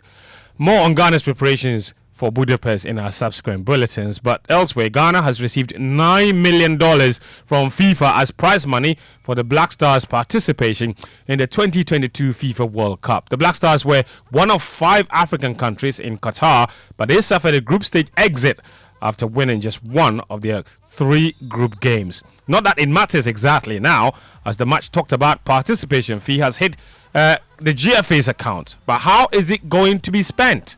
We have precedent. In the 2006 World Cup, when the prize money came, there was portion that was given to the FA for sports development, infrastructure development, and you know what was done. And portion was sent to the consolidated fund. Then in 2010, the government invested in, when the prize money came, everything was taken by government. In 2014, when the prize money came, some was given to the FA for AFCON participation in 2015. So this time we are just about going to AFCON. We also want to develop some sports infrastructure. The FA have written that they want to improve the infrastructure at Pram Pram. Yes, it's something that we need to get executive approval for. We have written, we've made various options available to my bosses to give me approval before we can communicate to the public. Thank you. Well, that's the sports minister there. CK Akono and Milovan Rahivaj both contributed to Ghana's qualification for that World Cup. But they're still owed money, and as you heard from the sports minister, none of that appearance fee is scheduled to be used to pay these 2 coaches. Both are still owed compensation following the premature termination of their contracts, and both have threatened legal action in order to retrieve their monies. We have not paid, we still owe Milovan. All of CK Akono and Milovan, once their contract was terminated, we sat with them, negotiated their exit, and CK was paid $100,000 immediately after the negotiation, just as Milovan as well. We still owe both of them, and we are in the process. We have payment schedule, of which I will admit we have not been followed the payment schedule because of constraints of funds. But as and when we get funds, we'll be paying the 2 coaches. Both of them have written to the FA threatening to go to court. We have appealed to them that we are committed in making sure that we settle whatever that we have agreed with them. So then, we are struggling to pay coaches that we have sacked in football, but that's not deterring the country from introducing another sport. This time, American football, the sports minister says, will be introduced to schools across the country. American football is a team sport played by two teams of 11 players on a rectangular field with goalposts at each end. The initiative is being championed by the Office of the Vice President, Mahmoud Bawumia, who partnered the NFL to organize a special talent development program among 10 selected schools in Ghana in 2022. The Office of the Vice President, in collaboration with the Ministry of Youth and Sports, has partnered the NFL for the introduction and development of the American football in schools in Ghana. Through this partnership, the NFL have organized its first ever tournament in Africa, in Ghana, and also held a special development tournament in Ghana with 10 selected schools participated in. And with over 400 participants, out of these, 10 young Ghanaians were selected to represent Africa at the 2023 NFL Pro Bowl in the United States of America, a special tournament which precedes the famous Super Bowl. We are working vigorously to ensure that this new sport is introduced across the country. That's Mustafa Yusuf. Now to the Women's World Cup, where Africa's teams have still failed to produce a win after 5 matches between them. Yesterday, Zambia were thrashed 5-0 by Spain, which followed another 5-0 thrashing at the hands of Japan in their opening game. So 10-0 in 2 games. The 2 results have now left Zambia bottom of Group C and definitely eliminated from the tournament. Their coach is Bruce Mwape, and he saw improvement from that first game. All right, we'll bring you that Bruce voice a little later. Nigeria, though, will attempt to break the seeming bad luck later today when they take on Australia. The Super Falcons drew with Canada in their opening game and are currently 3rd in Group B. They will need to beat second place Australia and host nation to bolster hopes of qualifying to the next stage. Portugal, meanwhile, are currently playing against Vietnam. But early this morning, the much anticipated game of the tournament was played, USA versus the Netherlands, and it ended in a dramatic 1-1 draw. Both teams are locked on 4 points and only separated by goal difference. The BBC's Maz Faruqi watched the game and reports. But it was a brilliant game. I think this is probably the highest standard of football we've seen played yet at this Women's World Cup. It was a repeat, of course, of the 2019 final between the world champions, the USA, and the Netherlands. Even though both teams were downplaying that rivalry, that matchup 4 years ago in the build-up to this match, saying that we've got different coaches, we've got different players, it was a fantastic performance and a game, really, I know it's a cliche, of 2 halves. The first half, the Netherlands were well on top. Jill Rudd putting them ahead. It was 1-0 at half-time. That finished off a brilliant team move by the Netherlands, who were really expansive and playing fantastic football and pressing football in the first half. But after the break, the USA worked their way back into it. Lindsay Horan, their captain, powering in a header, which the goalkeeper could do nothing about to make it 1-1. And then Sophia Smith, who's turning out to be their kind of new superstar, isn't she? A player we're really getting to know at this World Cup. Had then a chance for a late winner for the USA, cleared off the line. So this was a match really that had so much drama. The BBC's Maz Faruqi. And in transfers, Kunedi Yadom, centre-back for Hearts of Oak, he's been transferred to Krybas Football Club in Ukraine. Hearts of Oak confirmed that yesterday. No indication of the nature of the transfer, whether on loan or on a permanent deal. And before we go, some preseason games from last night. Jude Bellingham scored his first goal for Real Madrid, who beat Man United 2-0. Joselu scored a fantastic overhead kick in the 89th minute to complete the victory.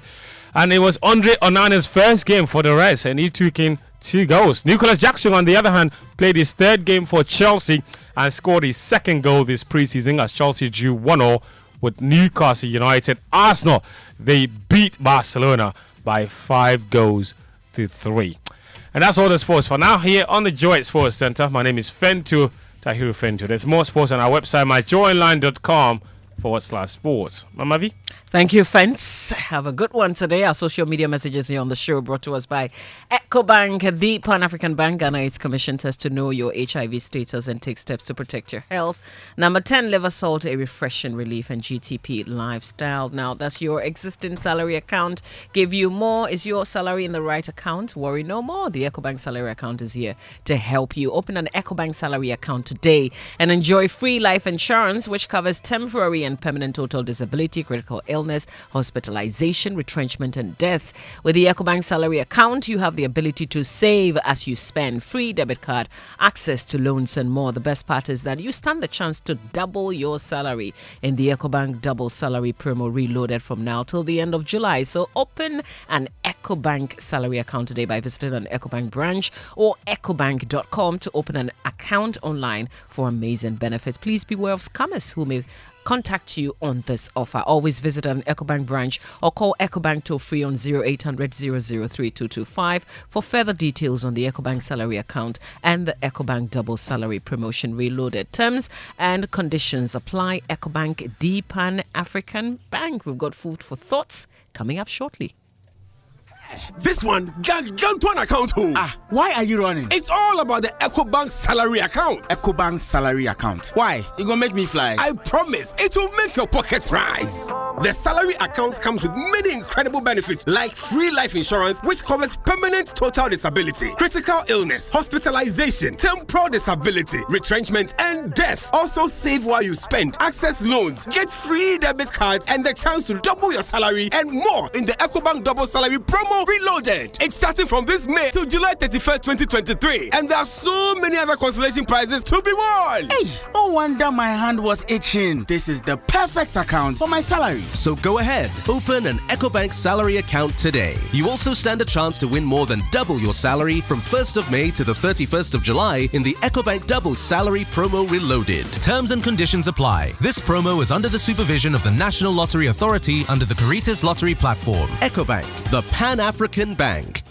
Reserve your executive premium plot at Dodua Hills today, located near Dodua Fire Service, and enjoy secured gated community living with swag, with facilities such as electricity, shopping center, gym and fitness center, tarred road network, and many more. Just pay your negotiable deposit for the Dodua Hills premium plot and spread the balance within an agreed period of time to own your executive hilltop property today. Please call us now on 0540-633-569 or visit our website on www.doduahillsgh.com for further details. Dodua Hills, your peace of mind, our priority. All right, time for Food for Thought here on the Super Morning Show, and Uncle Libo White joins us for Food for Thoughts. Good morning, Uncle Libo White.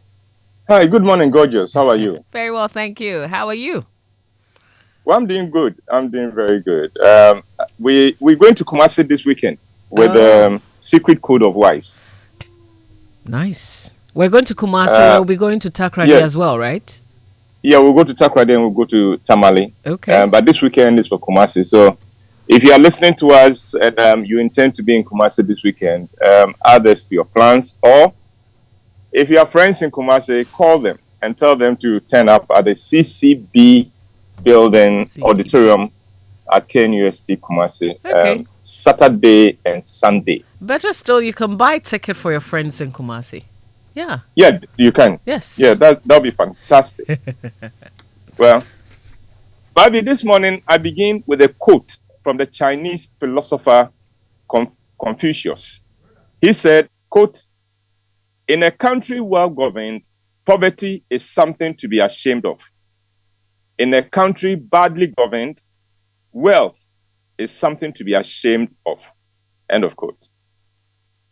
There are two countries in the world. There are the countries that are well governed and those that are badly governed.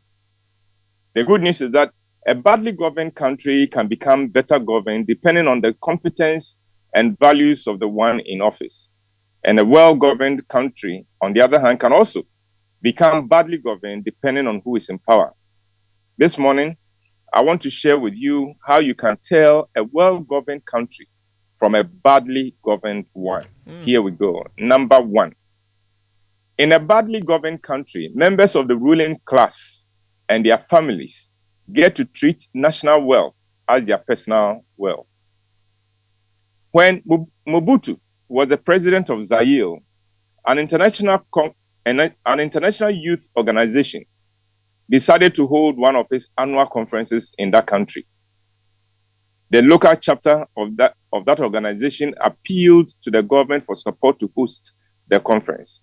And the official responsible for such things confided in them that the country was completely broke and could not afford to host the conference. When the situation came to the attention of the president, he promptly offered to host the conference in his personal capacity. And he did.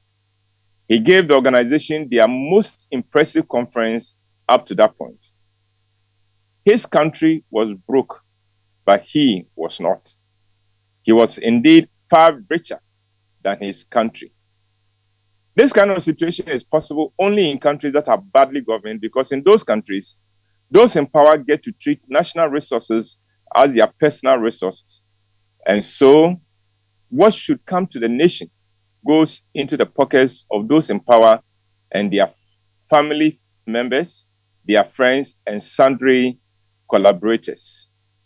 Number 2, in a badly governed country, those who steal from the nation are protected by the state institutions and agencies, and those who try to protect the national interests are persecuted by the same state agencies. In the early 70s, I saw how a system could be hijacked by those in leadership against those who tried to stop them from stealing from the organization. I was working with a major NGO in Ghana. Unfortunately, for the period, someone had managed to work his way into leadership and was taking advantage of his position to enrich himself at the expense of the organization. My boss, who had refused to be compromised by this leader, was framed as a bad person, and using the structures of the organization, this corrupt leader managed to disgrace my boss and get rid of him. My shock was how easy it was for this corrupt leader to destroy the good man. And what happened in that organization happens at the national level in countries that are badly governed. Number 3, in a badly governed country, the churches are full and false prophets abound. Bad governments impose hardship on the people and create a situation where people lose hope. In such situations, the majority of the people try to turn to God. They are so desperate for hope and for help that they become easy prey to false prophets. And so, in badly governed nations, the churches are full and you will find false prophets everywhere, most of them with huge following. Number 4, in a badly governed country, the educational system is something of a joke. One of the first things to go down when there is bad governance in any country is its educational system. Good education empowers people, especially the youth. But in a badly governed country, the government is threatened by any group of its citizens being empowered. Number 5, in a badly governed country, politics is a path to wealth and prosperity. Indeed, the only path to wealth and prosperity. In a well-governed country, education, industry, and service are the paths to riches and prosperity. And that is why the economies of well-governed countries are strong. Every citizen is encouraged and incentivized to make their contribution to the economy. In a badly governed country, on the other hand, the poor policies of the government and its incompetence destroys the economy. And if you make money by legitimate means, you are viewed with suspicion. So the only path left to wealth is to join the political class. Hence the adage, if you cannot beat them, join them. Number 6, in a badly governed country, the law is a respecter of persons. And those in power and those with political connections are put above the law and can get away with anything.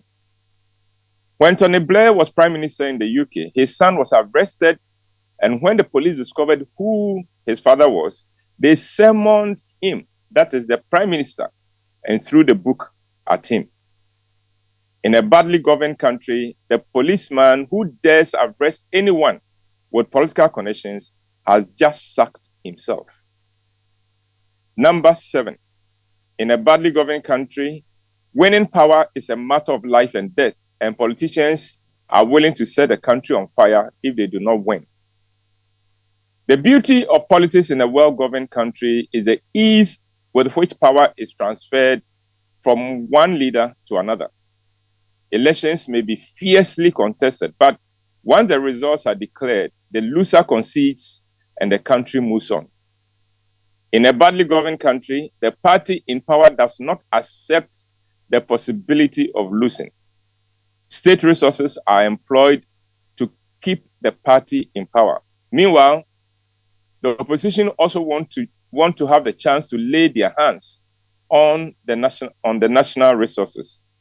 So greed gives birth to desperation, and desperation gives birth to violence and then instability. So in a badly governed country, every election cycle threatens to blow the country into pieces. Number 8, in a badly governed country, there is no room for objectivity. It is either you are for us or against us. In a badly governed country, nothing is good or bad. It all depends on where you stand, and you have to choose a side. This is because in a badly governed country, everything is seen through political eyes and not based on politics. So, a minister of state stealing money could be terrible or justified based on whether you are in government or in opposition. Number 9, in a badly governed country, the people forget that power belongs to them. So they make the politicians feel very powerful. And finally, number 10, in a badly governed country, even the most upright with time becomes compromised. This is one of the most frightening realities of a country badly governed. It starts with a few people sabotaging the state. But as these get away with it and develop impunity and begin to persecute those who are doing the right thing, the ranks of those destroying the nation swells, and more otherwise upright people join their ranks. In the end, it looks like everyone is doing the wrong thing. And Mama, those are 10 features of a badly governed country. The last point that you make, that's scary. Even the most upright with time will become corrupt. Join in because they give up. Yeah, they give up, and then the statement then becomes, but everybody is doing it. Or I'm just one. What difference can I make? Yeah, what difference does it make if I don't do it or if I do it? It's scary. It is. And that's some food for thought this morning. And this is just coming on the back of what Yaun Sako, who is a citizen of Ghana, has also been talking about at that lecture. We're picking up on that again today towards a mindset revolution. Ghana beyond neoliberal capitalism. Was the Fourth Republic a miracle that led nowhere? Uncle Ibo's brought another angle this morning. So you can pick up on that. In a badly governed country, ... Please continue on that and send me a WhatsApp message on 055 1111 997. Uncle Ibo White, what can we say? We thank you for another Food for Thoughts. And have a fantastic weekend. We wish you same. And let me tell you about the Roverman Road shows, a 3-day, 3-city tour, actually, 3-city tour, Kumasi, Takrady, and Tamale. And Uncle Ibu just mentioned, the first stop is Kumasi, 29th and 30th, 4 p.m. and 8 p.m., CCB Auditorium, KNUST, Kumasi. The Secret Code of Wives, an original Ibu White play. And the tickets, 80 Ghana cedis, early bird ticket, and 100 Ghana cedis regular. Dial *365 *535 #, or you can call 050 554 6010. If you have a friend in Kumasi or family in Kumasi, please grab tickets so they can go and see Uncle White's play, The Secret Code of Wives. Food for thought brought to us by Riverman Productions. Be the difference. We're going for the Joy Business Minute, which is brought to us by Consolidated Bank Ghana, CBG. We stand with you. And Magdan Aviation, your dependable private aviation solution. Are you a government worker looking for a quick access to financial assistance at most competitive interest rate? Look no further. CBG is offering you access to loans up to 250,000 Ghana cedis and up to 72 months repayment period. For more information on how to access CBG controller loans, walk into any CBG's 114 branches nationwide or contact CBG on 0302 21 6000. Send them an email, info@cbg.com.gh. Visit the website cbg.com.gh or on all their social media handles, Facebook, Twitter, and Instagram for additional information. Terms and conditions apply. CBG, we stand with you. Here's the Joy Business Minutes. Hello, welcome to the Joy Business Minute, brought to you by Consolidated Bank Ghana. We stand with you, and Magdan Aviation, your dependable private aviation solution. As the independent power producers meet with government today to demand payment of power produced over the years, the Institute for Energy Security is appealing to the Finance Ministry to pay the debts. Joy Business is learning that the debt of the IPPs would hit $2.2 billion by the end of this month. The Ghana Electronics and Musical Instruments Dealers Association is asking the Finance Minister to use the media budget to address exchange rate challenges. It says government must peg the cedi at a fixed rate to reduce the cost of doing business in the country. New data from the Bank of Ghana shows the economy is demonstrating signs of robust recovery, with activities in some sectors picking up over the past 6 months. And the U.S. Central Bank has raised interest rates to the highest level in 22 years as it fights to stabilize prices in the world's largest economy. And that's the Joy Business Minute, brought to you by Consolidated Bank Ghana. We stand with you, and Magdan Aviation, your dependable private aviation solution. Wake up. Good morning. Good morning. Coffee in your cup and Joy on the set. The Super Morning Show is always the best bet on Joy 99.7 FM. Joy 99.7 FM.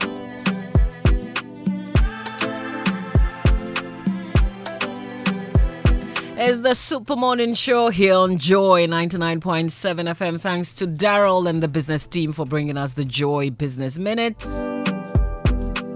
It's your 50th birthday today, Mrs. Jackie Obing Anso Esquire. Cheers to an incredible you, Jackie, and an incredible 50 more years. You're truly golden. Is from Jeng, and lots of love to you, Jackie Obing Anso. Enjoy your birthday today. It's 2 minutes after 8. On big stories this morning, the African people must reach out with seriousness, determination, original thinking, and action for development, so that the overwhelming majority of Africans escape poverty and live in dignity. Now is the time. In that great mission, African people must give their best and never fear. Never fear. Never fear. Our ancestors would say in drumming home this point, and I cite it in Akan only because I must choose one language, Yensro Nyame and Sambisro Samai. Never fear. Every government of the Fourth Republic, every political party when in power, promises an agricultural revolution, a step up in production of food. Then nothing much happens. The miracle leads nowhere. The much vaunted planting for food and jobs is just another example. The latest in a string of miracles that, if I may borrow Chinua Achebe's description of Shehu Shagari's agricultural policies, gave much food for thought, but nothing for the stomach. And that's a Ghanaian citizen there raising some of the critical issues in our countries, questioning our institutions and whether they're fit for purpose. And you heard there, food for thought, Uncle Ibu White also talking about in a badly governed country. In a country well governed, poverty is something to be ashamed of. Where the leaders are far richer than the state, that's when you know that we are in a badly governed country. But we want you to continue on that note, in a badly governed country. What's your experience? How can you conclude that sentence? And where are we? Over reliance on macroeconomic indicators. Listen, Yansako says it doesn't really show the quality of life of the Ghanaian. What are your thoughts? 055-1111-97. Send us your tweets, Joy997 and at the hashtag JoySMS. And today on our cancer conversations with the Ghana Medical Association, we're talking about head and neck cancer. You know, we're talking brain tumor, throat cancer, and there's the question.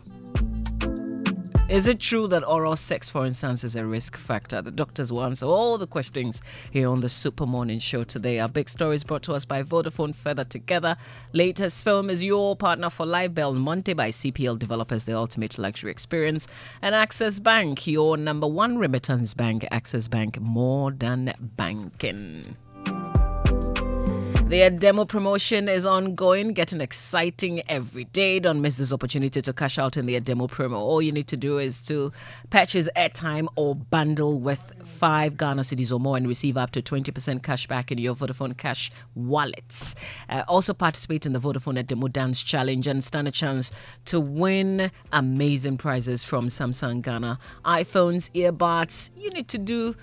All you need to do really is just post a video of yourself on social media dancing to the signature demo song and tag Vodafone Ghana, and who knows, you could win some Samsung phones and earbuds. Keep reloading in the demo promotion and win big. Vodafone Further Together. And I've been telling you about Belmonte by CPL. Have you given them a call? It is possible. It is possible. They've got some really cool deal, 3-year payment plan, for instance, and then you can own your own property. So Belmonte is where luxury meets comfort. If you're in the market for a home that combines class, convenience, and comfort, then look towards Belmonte by CPL. It's located in the prime East Legon area of Lagos Avenue. The Belmonte stylish apartment offers first-class luxury and cutting-edge finishing. Whether you're looking for an executive studio suite, a cozy one-bedroom apartment, a spacious 2-bedroom apartment, or a custom villa, they've got you covered. Belmonte also offers a range of top-notch facilities to relax and keep you entertained. So please don't wait. Give them a call, 0204-343-011 or 0204-343-015. Remember, they have that 3-year payment plan. Take advantage of it. Belmonte is developed by CPL. This is Joy 99.7 FM and is the Super Morning Show, 7 minutes after 8. Keep those messages coming through. 055-111-1997. Send us your tweets and add the hashtag JoySMS. Hey, you ever buy credits where you get up to 20% of your money back before?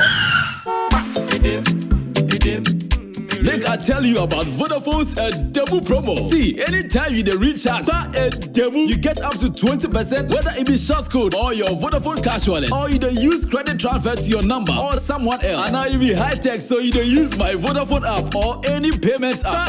However you do, Vodafone go send you up to 20% cash back into your Vodafone Cash account. We'll reload here, but then you enter. Top up your airtime with 5 Ghana cedi or more in Vodafone's demo promotion and receive 20% of your money back straight into your Vodafone Cash wallet. Recharge and cash out in the Vodafone demo promotion. Vodafone, further together.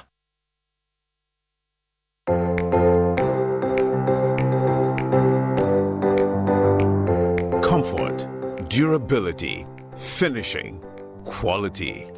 Choosing sofas and beds for your home, office, or hotel couldn't be easier with an exclusive range of sofas and beds in various designs and colors from Latex Foam. There is so much choice, whatever your budget. Latex Foam, your partner for life. Welcome to Belmonte, where luxury meets comfort. If you're in the market for a home that combines class, convenience, and comfort, then look no further than Belmonte. Belmonte is located in the prime East Legon area of Lagos Avenue. The Belmonte stylish apartment offers first-class luxury and cutting-edge finishing. Whether you are looking for an executive studio suite or a cozy one-bedroom apartment, a spacious 2-bedroom apartment, or a custom villa, we have you covered. But that's not all. Belmonte offers a range of top-notch facilities to relax and keep you entertained. So why wait? Take Take the first step towards your dream home. Sign up for our 3-year payment plan and own your property today. Contact us at 0204 343 011 or 0204 343 015 to learn more. Belmonte is developed by CPL Developers. When you for would you want money seek free amanone and now one money seek aqua manone any beka customers and pimpima won't win a chedia one swallow access bank at chedia promo no a bribia babura access bank on crabata BM eco disika money who you mabia a free 500 Ghana cedis aircraft who bet me winning surprises a hood one movie so Western Union and a money gramba with trimua ma access bank in bra with three so a man seek cancel beto access bank account mu direct there a ye free freto free 0800 004400 Access Bank, more than banking. Super Morning Show. Right, so welcome back and thank you very much for staying with us here on the Super Morning Show on Joy 99.7 FM. So, on Tuesday night there was, an event under the theme, Has the Fourth Republic Delivered? And in a paper presented by Yao Nsako, titled Towards a Mindset Revolution, Ghana Beyond New Liberal Capitalism, was the Fourth Republic a miracle that led nowhere? He talked about lots of things, including changing our appreciation of what constitutes development. This morning, we are privileged to be joined by Yao Nsako, who prefers to be known as a citizen who presented that paper. Yao, good morning, and thank you very much for joining us. Good morning. Thank you very much for having me, too.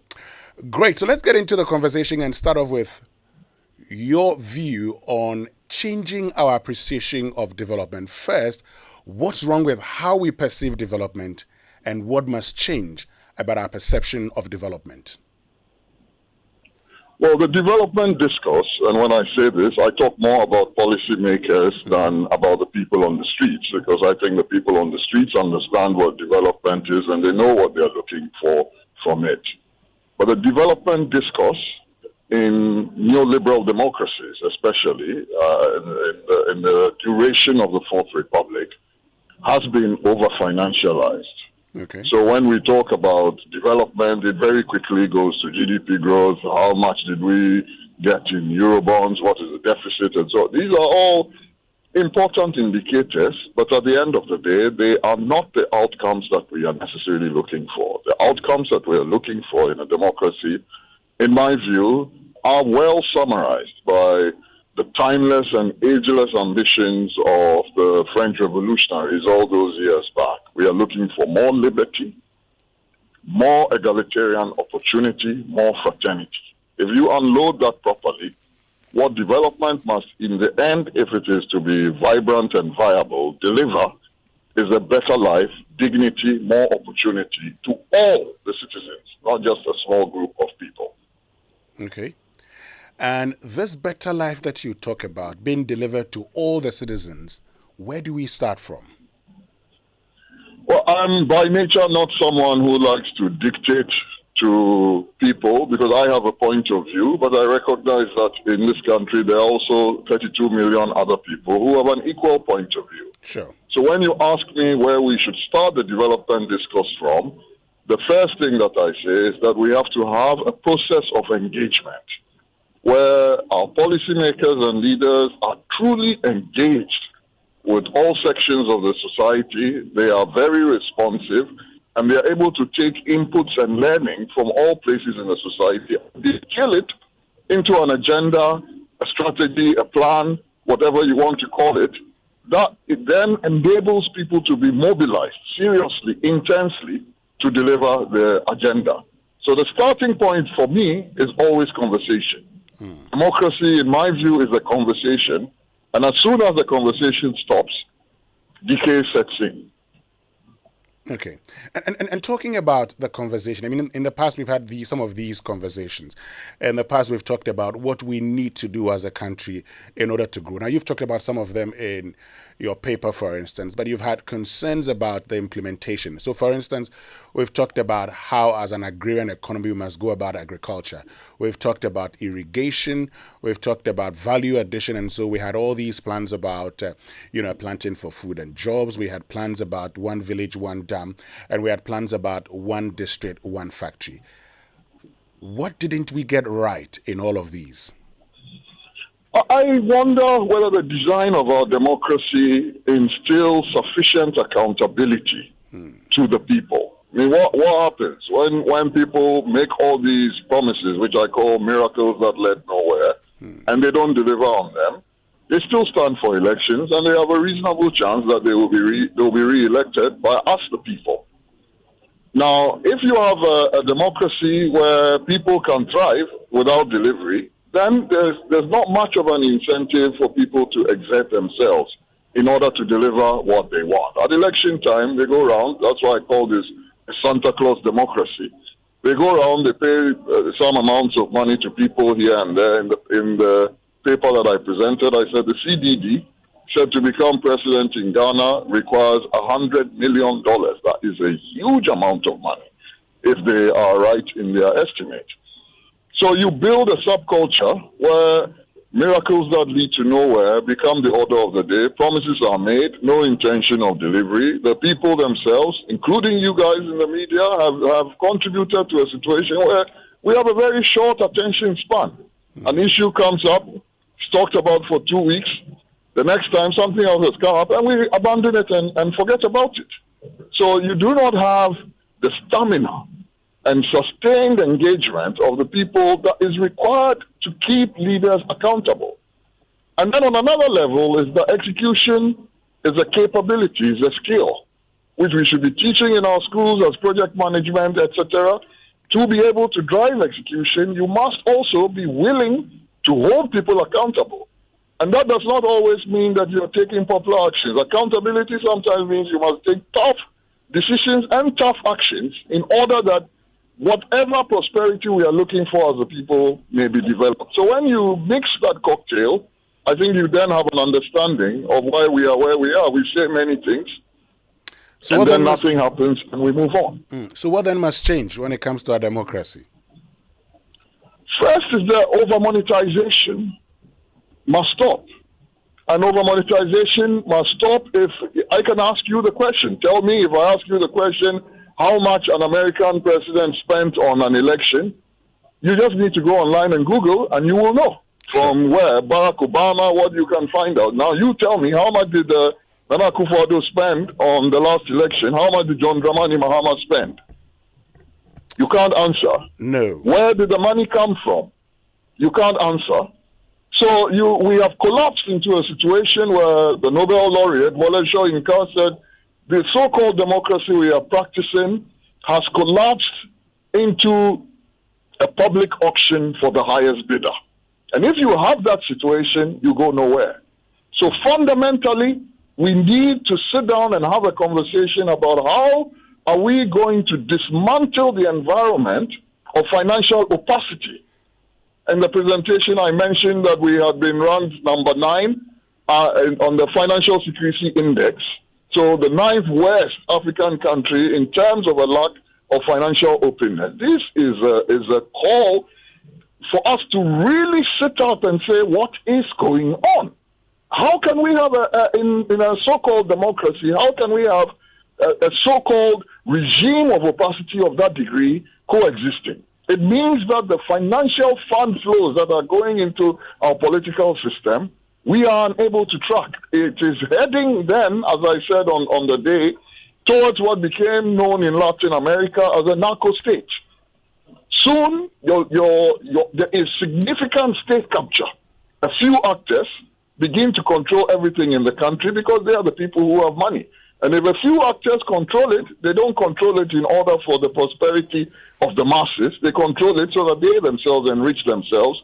And then you end up in a situation where, as you famously know, Josiah Mwangi Kariuki in Kenya said about the Jomo Kenyatta era, he said, we do not want a society which produces 10 millionaires and 10 million beggars. So that is the first thing that we need to do. When we have fixed that, we must then sit back and say, how do we ensure that there's a legal environment? The laws are shaped in order to make this possible. And then we have a system, a state, a competent state that can enforce these things without fear or favor. So that's where I would like to leave it. Great, but I mean, while you want to leave it there, you've made a point. You've talked about what we need to do. But for many Ghanaians, particularly those within the lower classes, they've asked the question, why is nobody talking about these things? You've asked that, in your lecture, you talked about how we shouldn't fear because in your words, we can't be, but the reality is that today, nobody is talking. Where are the voices that you make reference to in the early 90s who were bold enough to take the system on? The voices that we spoke about did their bit when it was necessary. Yes, we may take an intellectual and academic interest in why they are not speaking, but we must go back to Efremamu. Yengara Assassini, he in that song, he says that it is now the turn of you and I. Sure. So rather than people asking where are the voices, I prefer that they ask themselves, what are they saying? What are they contributing? Why is everybody waiting for somebody to speak? And then I've got all sorts of calls and SMSs, and you need to do this again. And so I say, why don't you say that, okay, I too will join the conversation? That for me is the more relevant conversation. So every time you're tempted to ask where are the voices, say where is your voice? When those people were doing those things in those days, they were known as the young activists in the time. The Alliance for Change was full of people like Kweku Baku Jr., Kwesi Pratt Jr., Akoto Ampao, and so on. They were seen as the younger people on the scene. When I talk about sitting with Akufo-Addo, and so I was 24 at the time. So the idea that, and we were seen as the young people. Yes, I was younger than them, but we were seen as the young people. There were other people, BJ Darocha and so on and so forth on the scene at the time. But people stood up and they spoke. So I much prefer that the dialogue, the conversation shifts to when people are tempted to ask this question, they should ask themselves, why am I not speaking? And I'm not saying everybody in every hamlet must be talking about national policy directions and so on and so forth. But everybody in every hamlet must be saying, why don't I have basic sanitation? Why don't I have water? Why don't I have electricity? Who is the immediate point of contact of the state that I can exert accountability? And unless we are willing to do that, then the people of Ghana are not serious about development, period. Great. This morning we're joined by Yaw Nsaku, who delivered that paper we've been talking about, during the event on Tuesday night on whether the Fourth Republic has delivered. Let me say good morning and welcome to our listeners on Love 99.5 FM in Kumasi and on ATL FM in Cape Coast. So let me take you to what to do. And I see in there that you've talked about land reforms and you tell us we know where you're going, but I don't know where you're going. So what is it that you want to do? I mean, you want us to do when it comes to our land. You've talked about everything that is different in other countries. What must Ghana do when it comes to its land ownership and the reforms? Well, I posed the question in the presentation. Those who have watched it will see that I posed the question. And those who have read the paper, actually, which I encourage everybody to try and read because I think it's gone viral, so people should just get it and read it. I posed the question. I said that if anybody could mention to me a country that has gone forward to development and prosperity without the benefit of colonialism or the transatlantic slave trade, I'll be willing to hear. But I knew that nobody could answer that question because it does not exist in history. So what we are attempting is something that has never been done in history.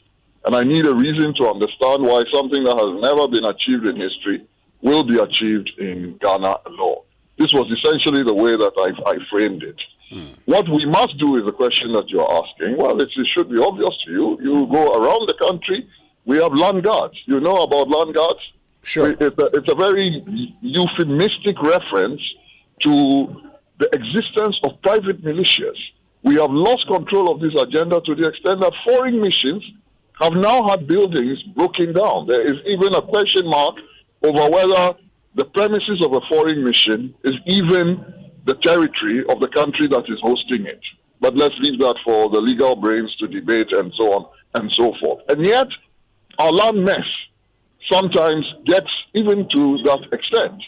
You go to our court system, it is clogged with land cases. You go to, the president once talked about 50% of the national security budget is spent on the chieftaincy institution alone, 50%. And much of that has to do with land issues. What more do I need to say? So that is the state of affairs. I can give more and more and more examples, but we don't have forever this morning, so I don't want to go on. So we need to sit back and say, what is the basis of law that propels us to the stage of development that we want to get to? I have my views, but I am very careful about just sitting somewhere and dictating to people. So I said, get our thinkers. And I specifically said, when I say thinkers, I'm not talking only about people with formal education and so on and so forth. It comes to land, it comes to cultural matters. There are people, some of them, they've never stepped in a classroom before, but they have deep understanding of the sociocultural context. Let us sit down and say what is the philosophy of land ownership that we want that will propel us to become a modern developed state. Okay. And then we must find the leadership with the will. Land reforms is not an easy matter anywhere in the world. You need people who are tough, who are decisive, and who are willing to pursue the path of development, yea, though the heavens fall. Thank you. Yes, and talking about, getting thinkers to start a conversation. Since you've raised it, let's start with you. What sort of new land ownership system do we need in Ghana? We need to examine, for example, allodial lands as a basis, as saying that they are legal. Do you know what it means when you say allodial land? One of the bases for the determination of allodial land is the person who first arrived on the land. Now, you tell me, how do you determine that? Someone once said to me that his grandmother found 5 acres of land or something, and she started to farm it, so it became hers.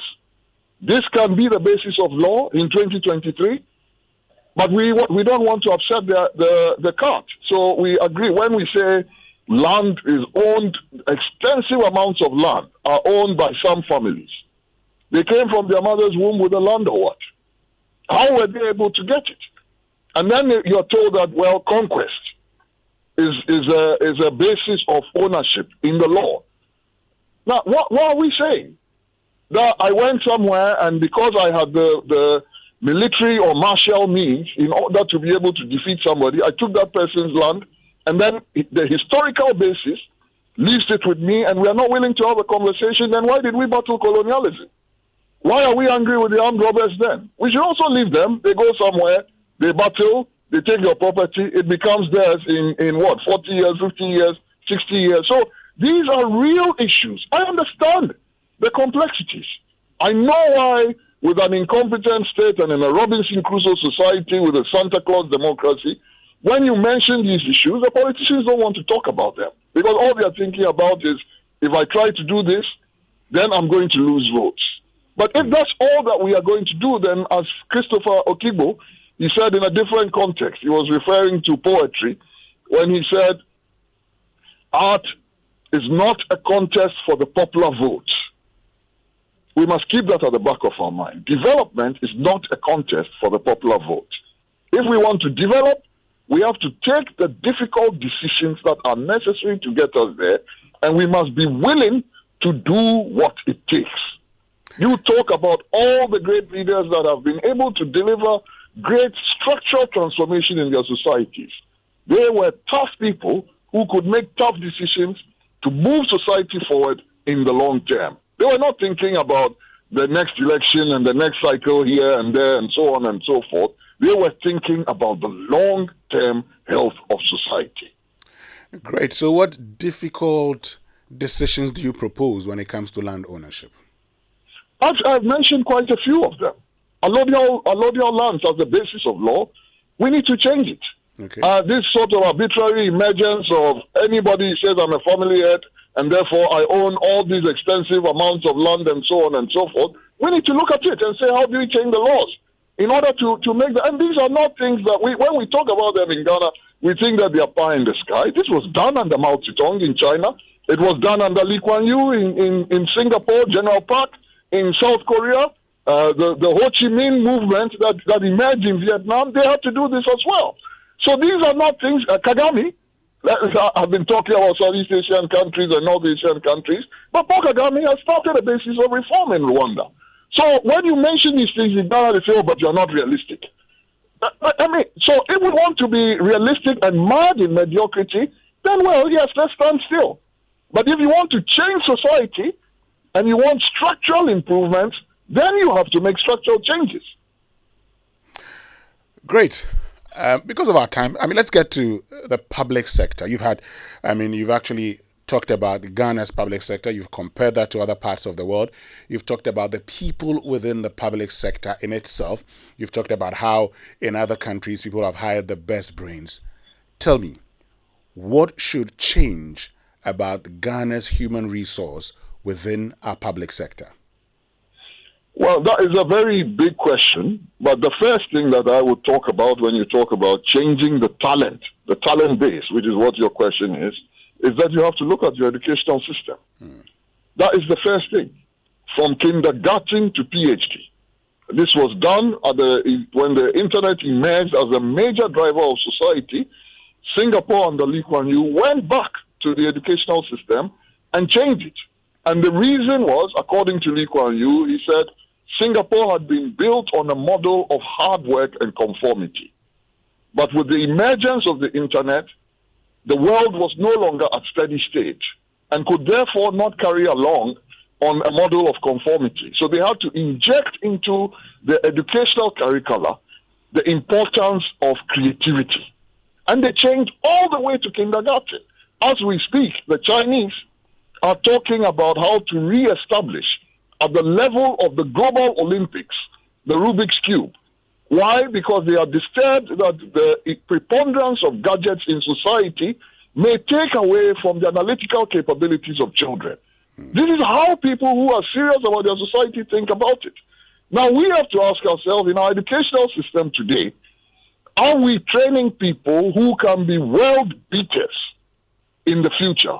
If the answer is no, then let's sit down and let's have a conversation about what are the changes that we need to make. I spoke about some of them. I said, have we decolonized our syllabus enough? Do we even know and understand our own history? When you talk to many young people today and you say to them, do you know Efemamu was thrown out of the church? He was excommunicated because he wanted to wear cloth and he wanted to play African musical instruments. They look at you like you don't know. They don't know what you're talking about. I spoke about fairly recent history, just in the 90s. I've got so many reactions where people are saying to me, we didn't know all these things. So Akufo-Addo and Kwesi Pratt were once so close that Akufo-Addo launched his newspaper. So these are questions we must ask ourselves. Why only in 3 decades has the history disappeared? What are the changes that we need to make in order to make our collective attention span broaden and build a curiosity in us that we are willing to go back and understand the details and question? This is what Akosha Bami, Noel Tego, David Dosudote, and so on spoke about when they talked about the need for mindset revolution, the need for cultural reawakening, the need for the redefinition of who we are as citizens. What identity are we aspiring to? Great. So, before we go, let's get to, I get to the question about Akufo-Addo, because in your letter to him, you've talked about wanting the Akufo-Addo that you knew. You've talked about what he must do within the last 18 months of his term. But, I think we've lost Yaw Nsakun. We'll try and get him back, because we need to also talk about sanitation. He's raised concerns about our flooding situation and how we don't seem to pay attention to even the things of sanitation. This is the Super Morning Show on Joy 99.7 FM. And this morning you've been listening to Yaw Nsakun, who delivered the paper on Tuesday night when an amalgam of professional bodies had a lecture on whether the Fourth Republic has delivered. And look, he's talked about a lot of things. You've heard him this morning make the point that even thinking our perceptions about development must change. Okay, it's not just about, yes, the macroeconomic figures matter, but that shouldn't be the end of all. Okay, so let me just get back onto the phone line. And I was asking a question about sanitation. Okay, we've talked about everything. Yes, in the past we've talked about how we wanted to be the cleanest city in Africa. That was supposed to be in the first term, extending into the second term, which ends on the 7th of January 2025. Why is it so difficult for us to have good sanitation? I'm not quite sure I heard the question, but I will try and answer. And if I don't answer it, please tell me which side I left out because your voice faded a bit. Okay. Yeah. Look, at the end of the day, what I want, what I think, what I believe is irrelevant to the matter. The point is, how does Nana Addo Dankwa Akufo-Addo want to be remembered in history as a president? That is what he must address and tackle. And that's why I told the story of many people faced with a situation where the rational scrutiny, I quoted Antonio Gramsci, pessimism of the intellect, optimism of the will. The intellectual scrutiny tells you that everything is down, but you stand up and you fight back because you realize that this is not how you want to go down in history. I told the story about Steve Gerrard and Liverpool. I'm not going to repeat it. We don't have the time. I can tell you, I told some people in the Ghana Association of Writers many years ago, I went to watch my son in athletics. I flew from Lagos and I went to the city in which he was at the time, and he was part of a race. He was in front of the race when he slipped and he fell down. Now, he was 10 or 11, so like many young boys, he was about to give up. I don't know what possessed her. It was, I think, a 400-meter race. My wife ran from the stands and met him at the 200-meter base and screamed, "Your father has come all the way to come and watch you. You cannot give up." Something magical happened to the boy. A new burst of energy, and he just flew past the people who were ahead of him and finished the race second. He was treated as though he had won the race by the parents who were there. There are moments when the leader must stand up, and that's what I was speaking about. The leader must stand up and say, this is not how we are going to go down. And in the 18 months that we have, whatever it takes, we're going to make a difference. The question is this how Akufo-Addo wants to be remembered? If this is how he wants to be remembered, there's nothing I can do about it. If this is not, then he must stand up and fight back for his legacy, for him to be remembered, and the many other things that he did in this country to be able to get a Fourth Republic and so on, not be so forgotten that we will all say, had Akufo-Addo not be president, we would all have thought what a great president he would be. But today he's become president and we are not sure. That is for me. What I think, what I don't think, so it doesn't influence anything. I don't want to speculate on that. But this is the message that I'm leaving to Nana Akufo-Addo, the president. Finally, I asked a question about our sanitation. So you've made reference to the flooding situation in Accra, that, every May, June would come back to it, have that conversation again. And it looks like a forgotten conversation in July, August, September. In 2017, we talked about how we wanted Accra to be the cleanest city in Africa by end of 2020. We extended it to end of 2024. And I'm sure you'd agree, the reality is nothing has changed.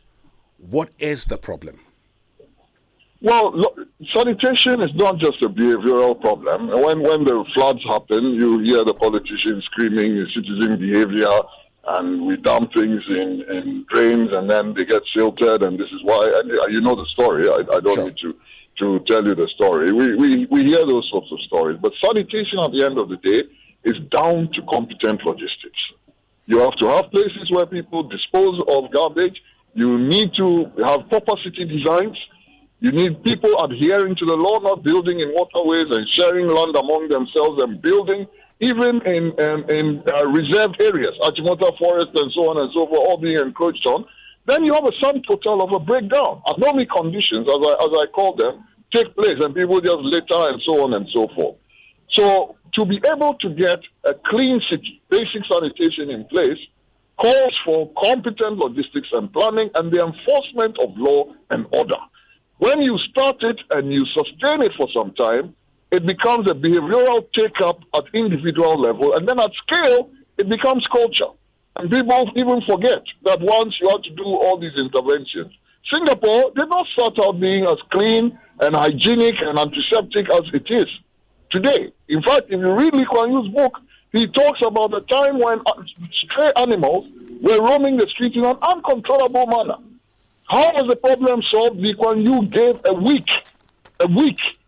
and he said that any animals that were found roaming the streets will be shot on sight. If we are serious about sanitation, I want to see 1 million people march to Jubilee House and demand it from the president and his people, and see whether it will not be done. But if we want to, everything, as Chinua Achebe said, we want civilization to fall from the sky, we don't want to break one bead of sweat. Well, then we will continue to be who we are. We have never, as a people, in our nationhood, crossed $3,000 per capita as GDP, if you want to use that metric. We have never crossed it. So we need to sit back and say, since 1957, why have our collective efforts and industry not been able to yield it? $3,000 is nothing, and we have never crossed it. Yaw Nsako, thank you very, very much for joining us this morning. I'd have loved us to continue the conversation, but that's all time would allow us, unfortunately. I'm sure we'll make time another day and have these conversations in the interest of Ghana. Thank you very much. Thank you. Best wishes.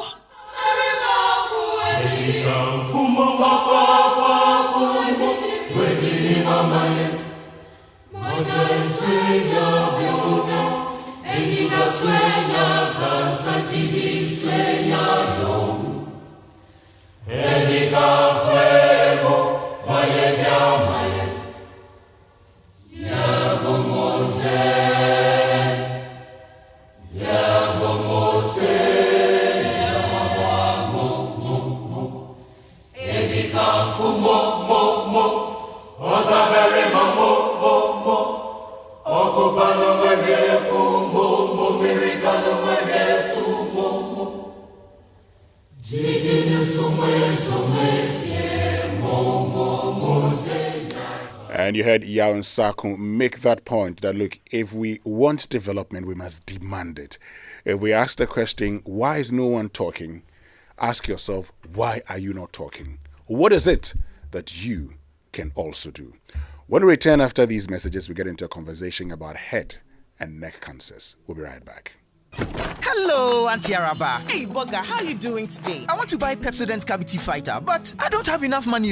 So what are you going to do? Can you give me the big size? You know, as for me, I'll pay the balance later. Today, no credit. I haven't sold much this morning. If you don't have enough money for the big size, why don't you try the 120-gram pack? There's a 120-gram pack? Introducing the new Pepsodent Cavity Fighter in 120-gram pack size. More affordable and convenient. Get yours today from any supermarket near you. Every smile matters. This advert is FDA approved. The search for a distinctive university to attend is now over. I introduce you to Heritage Christian College, located at Amasaman behind the Olympic Stadium, affiliated to KNUST and UCC, and accredited by the Ghana Tertiary Education Commission. The university offers Bachelor of Business Administration programs with options in accounting with computing, marketing, accounting, human resource management, business information technology management, entrepreneurship and technology innovation, Bachelor of Science courses in information technology and information security, nursing, and a Bachelor of Theology. We offer student entrepreneurship training with financial support. The entry qualifications include WASSCE, SSCE, GBCE, HND, and diploma in relevant fields. Mature entrants can also come if they are 25 years and above. We also offer 12-month Master of Science programs in accounting and taxation, accounting and finance, and human resource management. Contact us on 0547 777 731. Heritage Christian College, a university educating compassionate entrepreneurial leaders. A bank that supports you, a bank that cares for you. Hand in hand, we stand with you. So lift your head up, big dreams are waiting. We'll walk with you wherever you go. Where all your dreams come alive, CBG will make you smile. We will rise with you. Your business will flourish, your name will stand out. Consolidated Bank, CBG, we stand with you. Ha! Now the Adansi at 10 vibe is everywhere. So my kid sister called me, and all she could say was, I can't wait to ride with Adansi and feel life's beauty this summer. Simply because of a trip post I made on social media. She can't put it down, pa. This year, Adansi Travel's 10th anniversary vibe is vibing. I mean, tell me how you can miss out on the breathtaking Best of Southern Africa tour. See, it's 10 beautiful days of fun, nature, and adventure in South Africa, Zimbabwe, and Zambia. And the rate is a cool $3,300 per person and $6,500 for a couple, which covers your flight, hotels, daily breakfast, sunset cruise, tours, guided shopping, and a visit to the beautiful Victoria Falls. Get your vibe on and join this Adansi-licious tour from 31st August to 10th September. Visit AdansiTravels.com or call 0595 500 817 or 0556 310 404 to book your spot.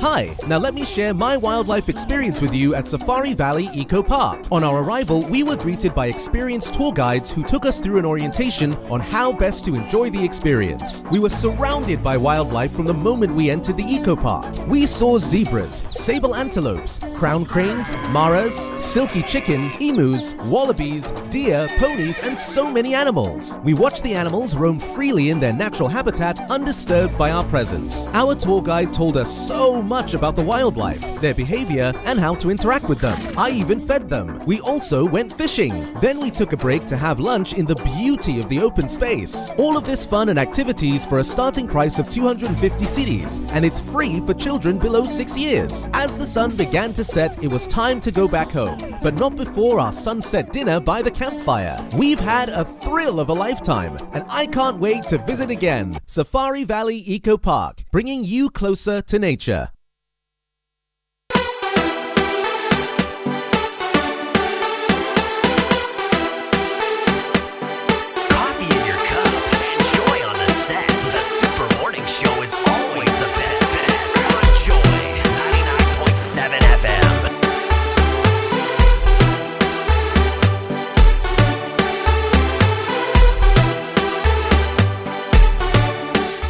Welcome back. It's the Super Morning Show on Joy 99.7 FM. And if you just joined us, wherever you are, you've just missed Yao Nsako. Of course, following his lecture on Tuesday, we've been breaking down some of the really insightful things he shared. And in a conversation with Winston, he's brought up some very, very key questions. The most important one being, why are you listening? Why are you silent?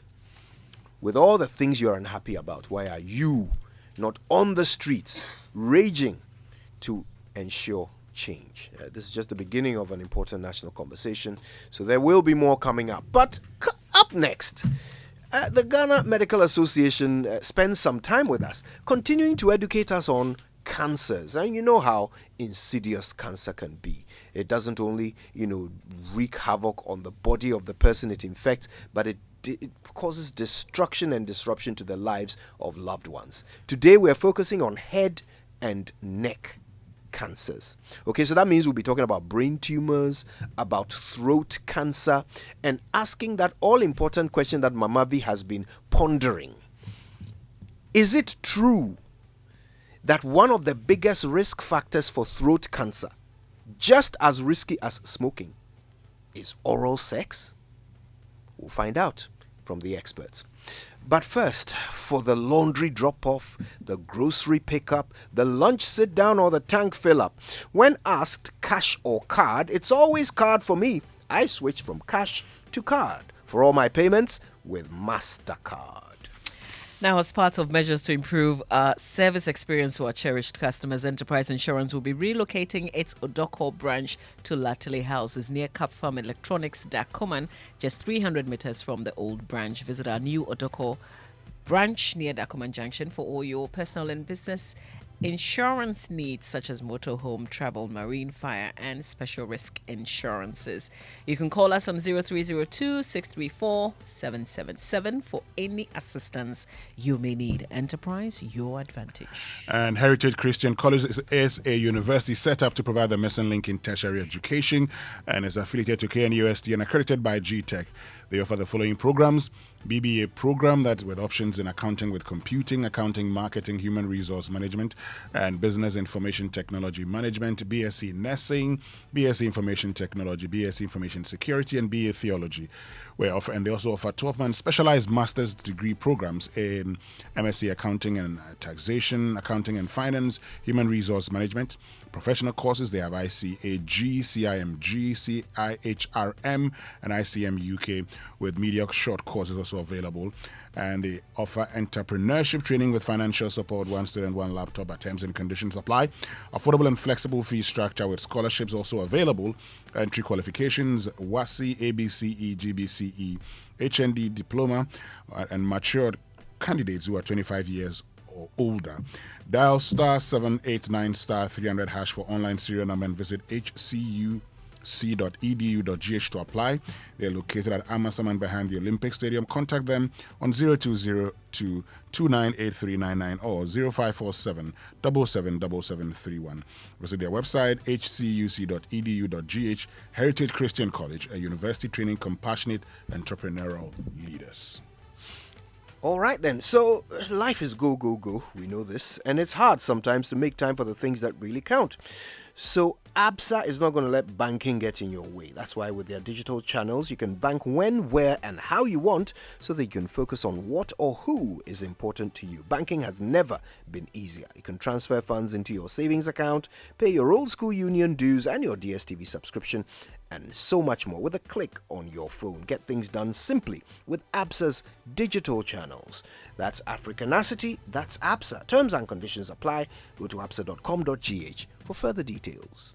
Now, if you're sinking in your bed, then you are on the wrong mattress. If your mattress is failing to give you the safety and comfort you deserve, then get yourself a Royal Foam mattress, which guarantees you the good sleep and relaxation you deserve today. As Space Setters, we have attached pillows to the mattress you buy for free. Get this offer in all our showrooms and sales outlets across the country. Don't be left out. Royal Foam wishes to say a big thank you to all our loyal customers for making us win the Silver Award at the 12 Ghana Business and Financial Services Excellence Awards. Please call us on 020-227-1000 for all your inquiries. Royal Foam, rest assured.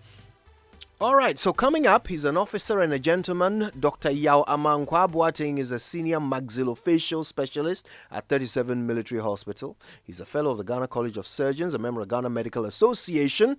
He will be joined by Dr. Richard Selome, the acting general secretary of the Ghana Medical Association. We're talking head and neck cancers. But first, let's spend some time with the dentists.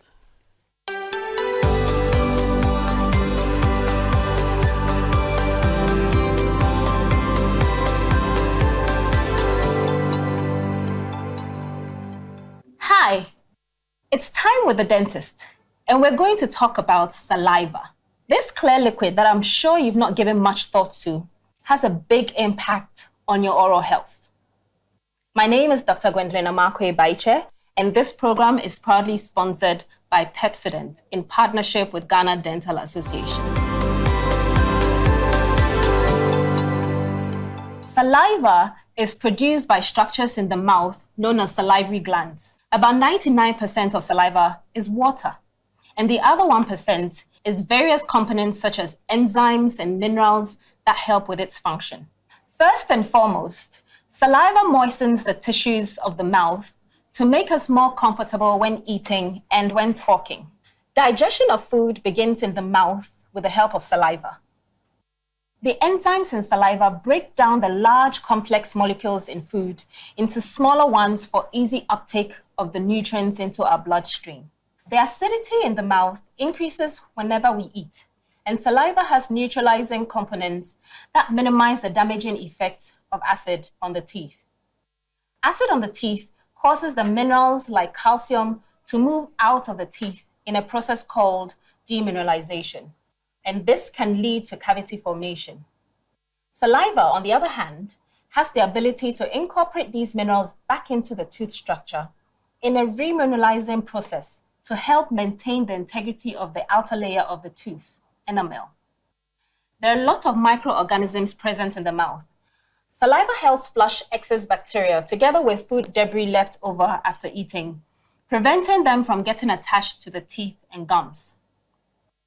Saliva also has some germ-reducing minerals that help fight germs in the mouth, minimizing your risk of tooth decay as well as bad breath. So you see, without saliva, you will have problems with your oral health.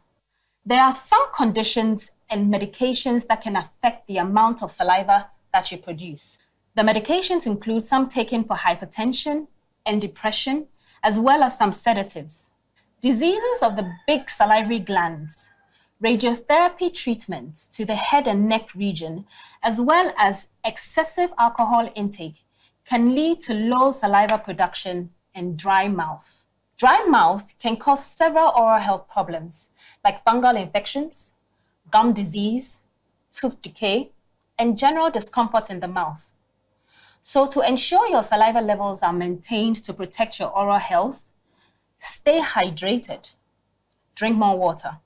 Talk to your doctor about possible alternatives to medications that can cause dry mouth. You can also chew sugarless gum, as chewing promotes the release of saliva from the salivary glands. Your dentist can also prescribe what we call artificial saliva and mouthwashes.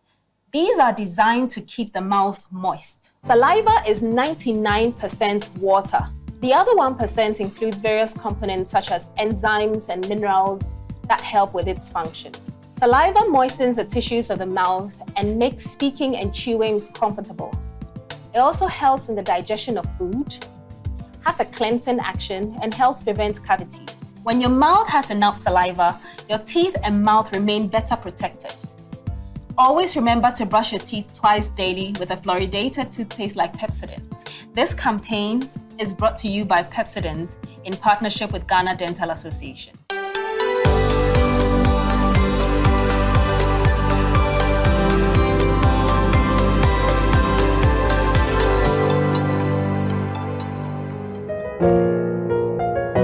Coffee in your cup and joy on the set. The Super Morning Show is always the best bet on Joy 99.7 FM. You better believe it. It's about 4 minutes to 9. And yes, finally, your questions will be answered. The doctors are here. Dr. Yao Amankwa Boating, I understand you're also a group captain. Is that right? No, I'm a squadron leader. Squadron leader. Yes. I was in the general ballpark. Squadron leader, Dr.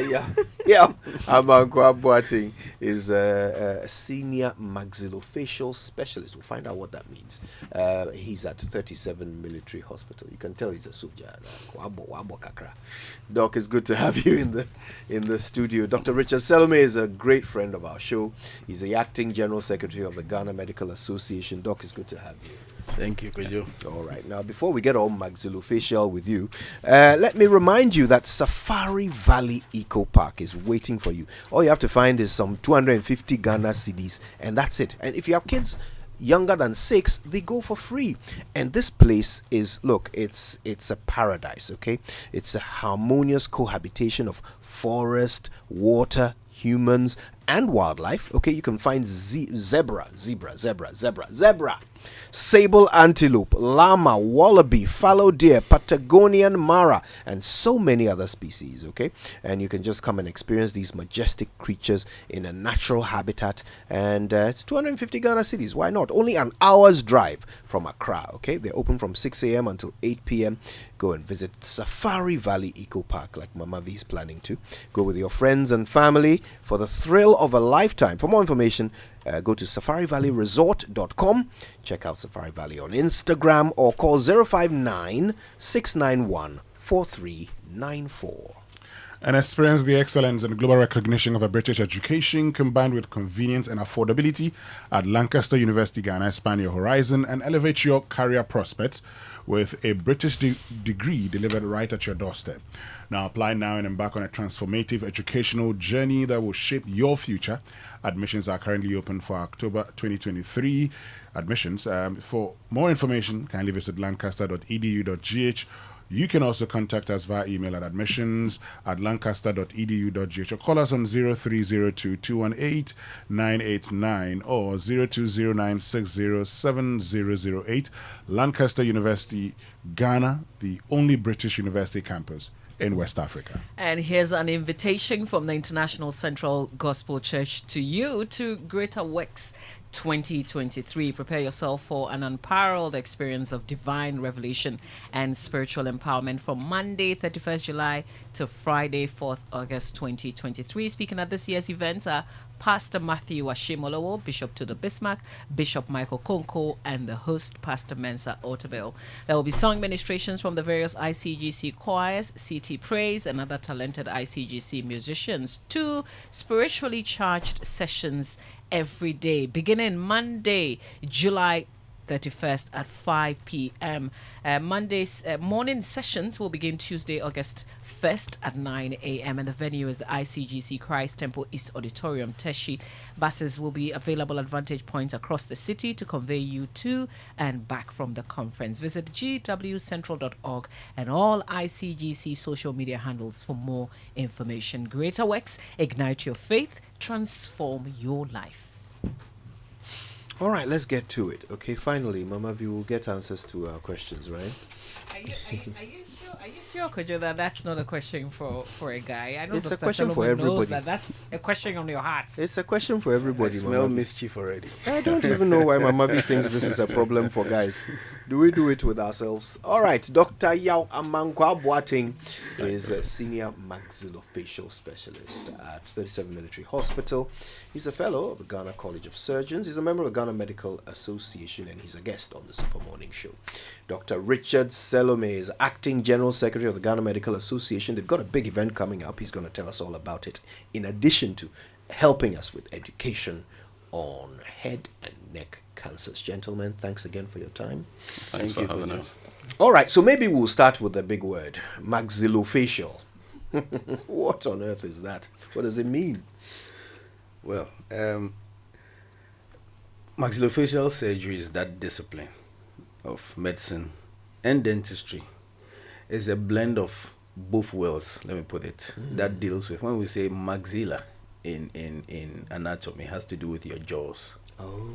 And as for facial, I think Mama V can describe it in its full extent. So that's all it means? So what we are talking about is that discipline that deals with defects, injuries, infections, and other conditions that affect your oral maxillofacial complex, your jaws, your cheeks, the associated tissues, the skin, the head and neck area, essentially, from your lymph nodes to your tongues to the entry points of your throats and those things. Yes. Interesting. That's a first for me. Thank you for explaining that. So just to add a bit, you see maxillofacial surgeons doing various things. So tumors of the jaws, the tongues.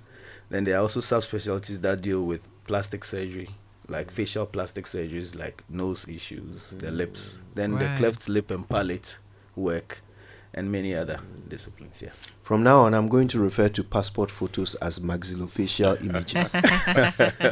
All right. So now we get it. We understand what maxillofacial surgery is concerned with. All right. So now let's try and understand these head and neck cancers. I suspect there's more than one type of head and neck cancer. Maybe you can give us a bit of background to them. Yeah, so head and neck cancers essentially, as the name implies, cancers of the head and neck region. Like you rightly said, there are subsites. So when we look at head and neck cancers, we are looking at cancers of the oral cavity, on a layman's term, the mouth, cancers of the throat, and then cancers of the voice box. We would also want to include cancers of some glands that produce saliva into the mouth and some spaces in the head. But it excludes cancers of the brain, cancers of the eye, and then the thyroid cancers. So basically that is what head and neck cancers are about. Okay. So brain and eye not included? Yes. So it's just cheeks and mouth and... So essentially the areas Dr. Salome mentioned when he was taking us through what maxillofacial surgeons do. Right. Yeah. And just to add, don't forget that the skin and other tissues around there are all part included. Yes. Right. What causes head and neck cancers? Okay, so commonly what the exact causes we'll say are unknown. So we usually talk of risk factors or predisposing factors. And the two most common ones are alcohol and smoking. And if you are doing both, it has a synergistic effect. So if you smoke and drink in addition, then your risk is even higher. However, in recent times, personally, I am seeing a lot more of my cases who do not smoke nor take alcohol. So we are beginning to look more at the other causative factors. One directly comes to mind is infections, certain viral infections, most commonly human papilloma virus. And so I'm sure that is where your question or Mama V's question will come. Mama V's question. Yes, so infection with the human papilloma virus, the same virus but different variants that causes cervical cancer, can also cause cancers in the mouth. Right. There are other viruses like the Epstein-Barr virus that also causes cancers in the throat, so nasopharyngeal cancers and other cancers in the mouth. There are also occupational exposures. So we have exposure to wood dust, to nickel, to asbestos, and so people who work in the logging industry, the construction industry, metal, textile, ceramics, may also have some predisposition. Underlying all of this, you'd have some genetic predisposition as well. So if there's a family history, you have some concern. Then radiation exposure. So in one bit, we use radiation to treat the cancers, but some exposure to radiation can also cause a cancer. So you may have cancer in some other parts of the body whilst you are taking the radiation, and that is why they give you some protection of the other organs. So if you receive radiation to these organs, that could also lead to cancer. There are other minor ones, especially in a setting where we are getting a lot more of non-smoking, non-alcoholics. We may have to look at things like malnutrition, because we know some foods are able to protect you. So things like malnutrition, maybe some underlying stress, and a host of other things. Would you say there are just about as many non-smoking, non-alcoholic, maxillofacial, cancers as there are smoking and alcohol-related ones? Yes, so by the epidemiology, these are the two common ones, the alcohol and smoking. But increasingly, because now you realize that most people are not smoking the pipes, I mean, they smoke tobacco. And as that is decreasing, that may also be accounting for why we are now seeing more of the non-smoked non-alcoholics. The other bit is that I think COVID has taught us that lesson. We tend to take data from elsewhere. So locally, we are beginning to realize that, well, if you consider Asia and say Africa, the smoking predisposition or the number of people who smoke, if you compare that to Africa, there's a vast difference. So we are beginning to realize that we need to do our own local research and look at these other factors, because they will be contributing more than we know.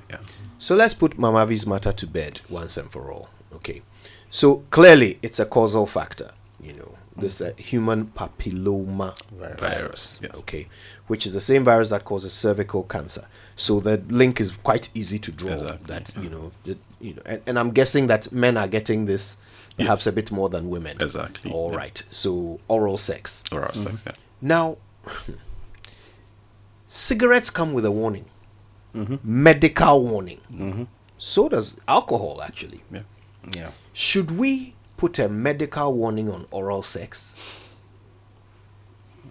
Okay, so the issue of oral sex is dicey, like we've established. There are variants of the human papilloma virus. So there are those that cause the cancers in the mouth. There are those that cause the cancers in the cervix. We are looking at risk factors. So once you do oral sex, your risk, as opposed to somebody who doesn't do oral sex, is obviously higher. We've done some studies in Korle Bu. Colleagues have done some studies in Korle Bu that actually show that the percentage of people with head and neck cancers that had HPV positive were rather on the low side. That is not to say that in our population, oral sex doesn't cause it. Yes. So once you are practicing oral sex, if we pitch you against somebody who doesn't practice oral sex, your risk is higher. Risk is higher. But it doesn't rise to the point where there needs to be a medical warning about it? Well, what I would say is that, as we said, cancers, we describe them in terms of risk-based, not necessarily causation per se, because we know that when we say causation, it means when A is present, B must happen. Right. But we know, because of the way cancers develop and the body's mechanisms to even curtail cancers, it doesn't mean always when you have even the exposure to the virus, you would have it. Now, it's just like saying, when you are crossing the road, look left, right, left again before you cross the road. Of course, there are many times you are going to jump across the road without even thinking. But it does not mean that that rule does not apply. So we will encourage you. If you can avoid it, that's better. Because the more you compound the risk factors, the higher your chances of getting it. Beyond some of the risk factors he's talked about, for example, is just normal, ordinary sunlight, prolonged exposures. That's what we know. A lot of fishermen who go to sea tend to come with lip cancers because their lips are exposed and that. And then age. Just the fact that you are growing is enough for you to develop some cancers later on in life, because your body's ability to control how cells replicate, which is the major issue about cancers, uncontrolled division of the cells, becomes compromised. So imagine that you are getting old, you are drinking, you are smoking, and then you add oral sex. Then you are just compounding your risks. So I think that's what we will take Batman's advice, you know. You know that song. Yes. He says, Enfambomu. And yes, how. Exactly. Says the doctor. Yes. We've heard you. But I want to talk about the head and neck cancers. Yes. Are we recording? Like, what are you recording? What are the numbers looking? How are the numbers looking at? All right. As Dr. Wankwabati mentioned, one of the reasons we are having the program we are going to have tomorrow has to do with how do we begin to compile a well-structured national database for cancers. So you look at currently is the major centers that are compiling data, like Komfo-Anokye, Korle Bu, and a few places where cancers are seen. But we know that cancers are seen in different places at different times. Currently, what we can report are center-specific ones. So, for example, in the ENT department in Korle Bu, the commonest ones are, for example, the laryngeal cancers. And it's supposed to be about the 6th commonest cancer in Ghana. Please, can you explain that so that we can understand? So the voice box is what we call the larynx. So the cancers that affect the voice box and its surrounding structures is one of the commonest cancers that are seen there. When you come to the oral cavity, then we call something the squamous cell cancers, the cancers of the skin and then the lining of the mouth in those areas. Those are the common cancers that we are seeing in those places. But as I said, it's difficult to pitch that against the population because there are a lot of people walking around with cancers that don't even know that they are cancers. Maybe he can also provide a few statistics from 37. Okay, so I think another interesting thing about the statistics has to do with even the age factor. So Salome mentioned earlier that most often than not, age above 50 is when we start to see cancers. Recently, one of our professors, Prof. Nati, did a publication. And what we are seeing in recent times that you are getting a lot more younger people. As I just yesterday, I think I did a biopsy for somebody 35 years with a suspected cancer. So we are getting a lot more younger people between their 30s and 40s coming, you do the biopsy, it comes back as cancer. Unfortunately, in our part of the world, because we don't routinely do medical checkups, they come in advanced stages. And that also limits the options you have at treatment. And in the head and neck region, cancer once is there, one of the modalities I know will be going to that will be to cut the cancer cells away. Now, if you have cancer on your cheek, how much of your cheek can I cut away? When I cut away, how are we reconstructing it? So that's another huge challenge. Are these young women or young men? Yes, so both sexes actually. Both. Yes, both What sexes. are we not doing right? What are we doing wrong? So it has to do with a number of things. One, I feel we are not researching enough because, like we've established, we are not smoking much. Not to say we should smoke much, but a lot of our patients do not smoke, do not take that much alcohol. HPV appears to be low. So what is it that is causing us to see more of these cancers? We also do not do medical checkups like I mentioned earlier. So if you see some changes, some red patch, some white patch in the mouth, any ulcer in the mouth that's taking more than 2 weeks to heal, we do a biopsy. It's just a localized area. We cut it off and you are fine. So it's not like we are not getting cancers in Europe, the other areas. But they report early, so the management becomes easier.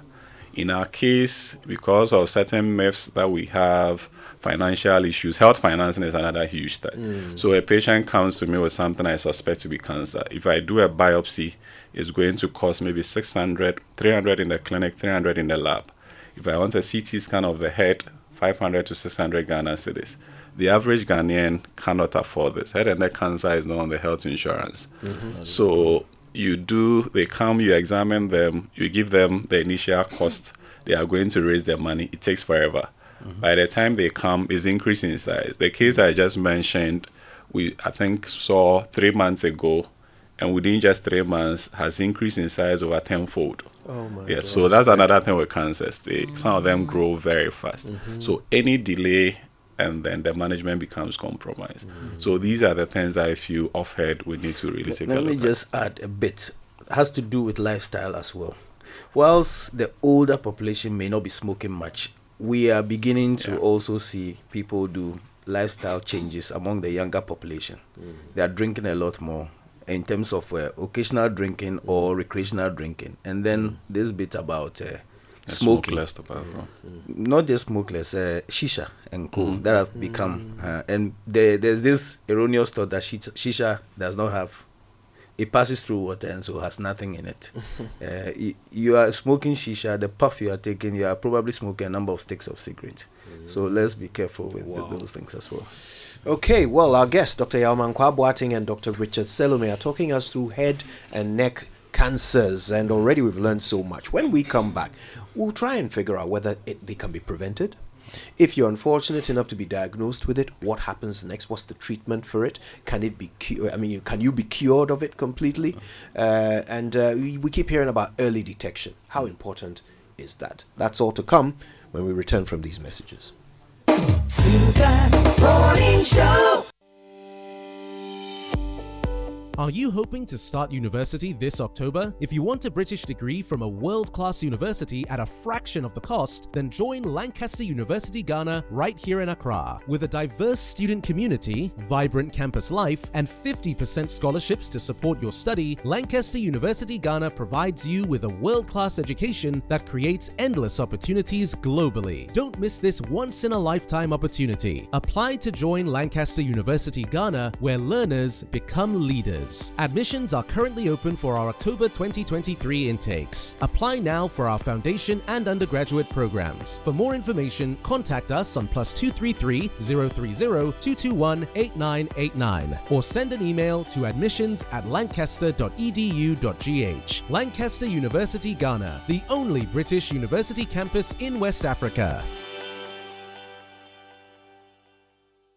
What?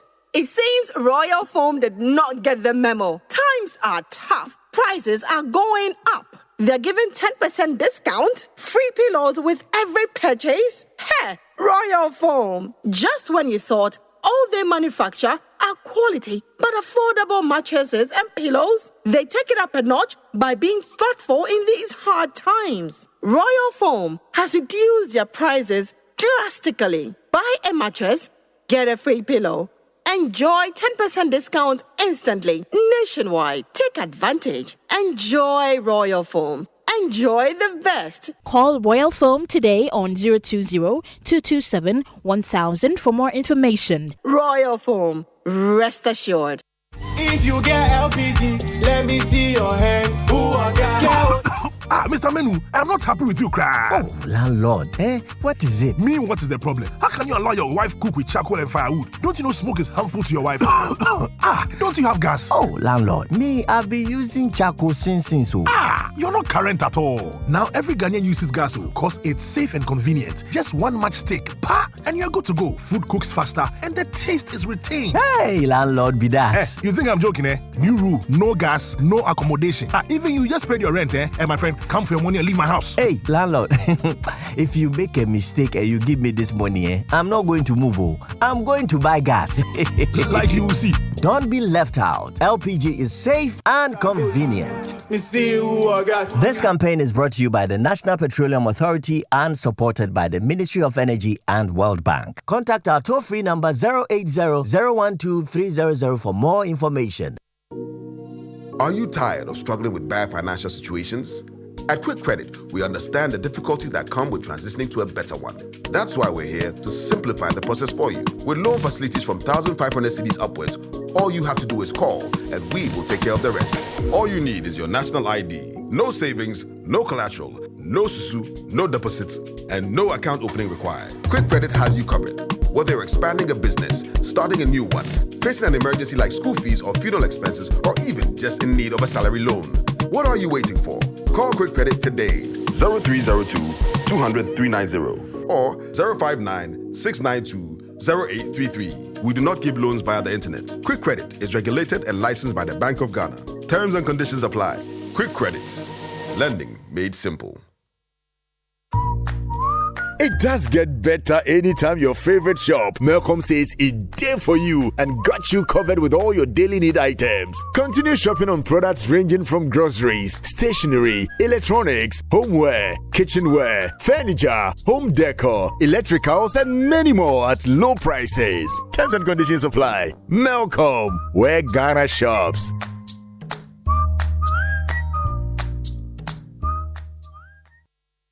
Wake up. Good morning. Good morning.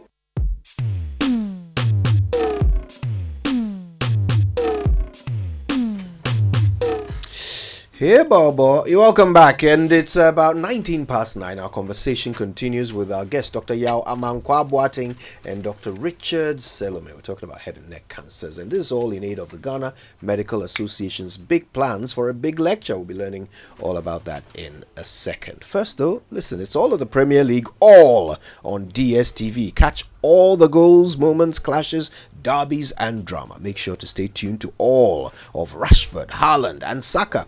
Watch it all unfold live in HD with the option of their exciting commentary in Chi. All this on the package of your choice.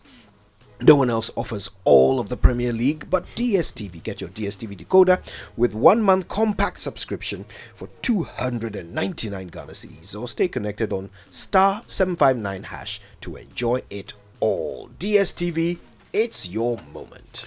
And are you looking for the latest gadgets, home decor, and appliances, clothing, or the most appetizing food to enjoy? Join us at the Junction Heyday to explore, shop, and enjoy with family and friends from the 17th of July to the 6th of August, 10 a.m. to 7 p.m. and then shop up to 70% discount. Now there'll be lots of fun for kids, including face painting, boat ride, bumper cars, and a picture with their favorite cartoon character. The Junction Mall Heyday, it's going to be big and better. Follow us at the Junction Mall GH on Facebook and Instagram, or call and WhatsApp on 0540221774 for more information. The Junction Mall, join, explore, shop, enjoy. Now, the Cybersecurity Authority, CSA, is licensing cybersecurity service providers and accredited establishments and professionals as part of its regulatory mandate pursuant to Section 4 of the Cybersecurity Act. The exercise is to ensure that industry players offer services in accordance with approved standards in line with domestic regulatory requirements and international industry best practices. Among many other benefits, the exercise will provide a legal basis for practitioners to operate and serve as recognition for professionals to offer cybersecurity services in the country. This activity, which commenced in March 2023, is part of preparatory measures being established by the CSA to develop Ghana's cybersecurity industry. Visit their website, csa.gov.gh, for more information. Concerns should be sent to compliance@csa.gov.gh, or you can call them on 053-1140-408. CSA, a secure and resilient digital Ghana. All right, now don't forget to go to kingdomstoreonline.com. They've got all the best of office essentials, equipment, furniture, and stationery waiting for you. You can pay via Momo across all networks, and it's free delivery for residents of Accra and Tema. Terms and conditions apply. At Kingdom, quality and affordability are their hallmarks. So have a whole new brushing experience with the new Pepsodent Herbal toothpaste and Pepsodent Charcoal White.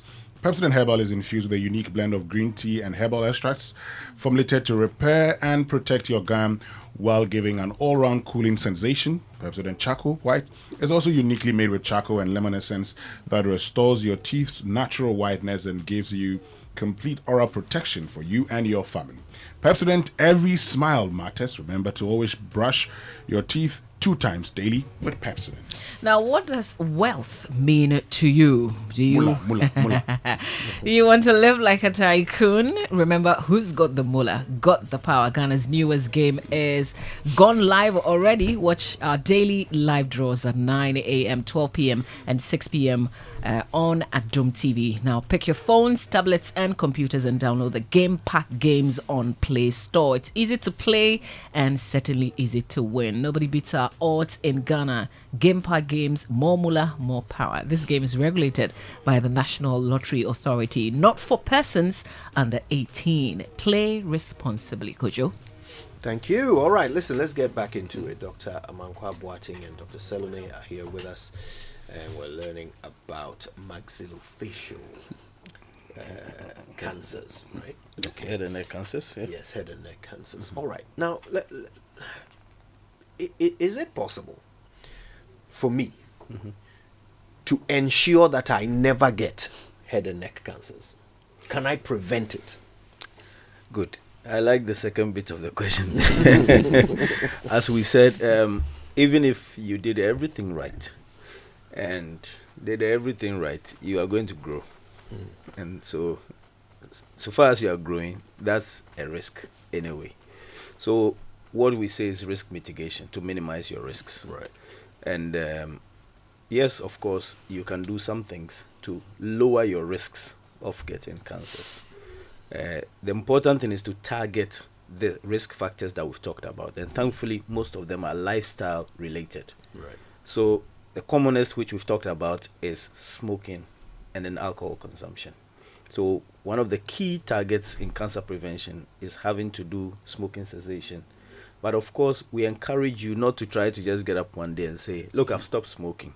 That would be perfect. But we know that because it's addictive in nature, you would have to take your time. So we encourage you to look at it realistically. If you used to smoke 10 sticks a day, you can plan to step yourself down and say, okay, I'm going to manage this for the next 2 months, and then step myself down to say 8 sticks, and then go down gradually. Same with alcohol.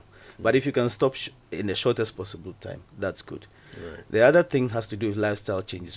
We've talked about obesity being just a general factor, diet issues being a general factor. So eating a balanced diet, getting some good exercise on is also a good one. Of course, for those of us who have to be in the sunlight for very long and also get exposed to certain radiation, those of us working in hospitals, in the X-ray units or places where things like that, it's important that you begin to protect yourself as well. That is why you realize those who work in the sun use some sunscreen or sun protection as well. We also know that the oral cancers are related to some viruses, and so vaccination is becoming a good protection mechanism. So vaccination against HPV viruses, as done for females, has been known to also provide some sort of protection for against the development of some oral cancers, like we've talked about. So mainly lifestyle modifications are very important. The other bit is, as you can do all of these things, it may still happen anyway, as I've said. And that is where the next step of early detection comes in. And so checking yourself on a regular basis, once in a while, look into your mouth. Check your skin.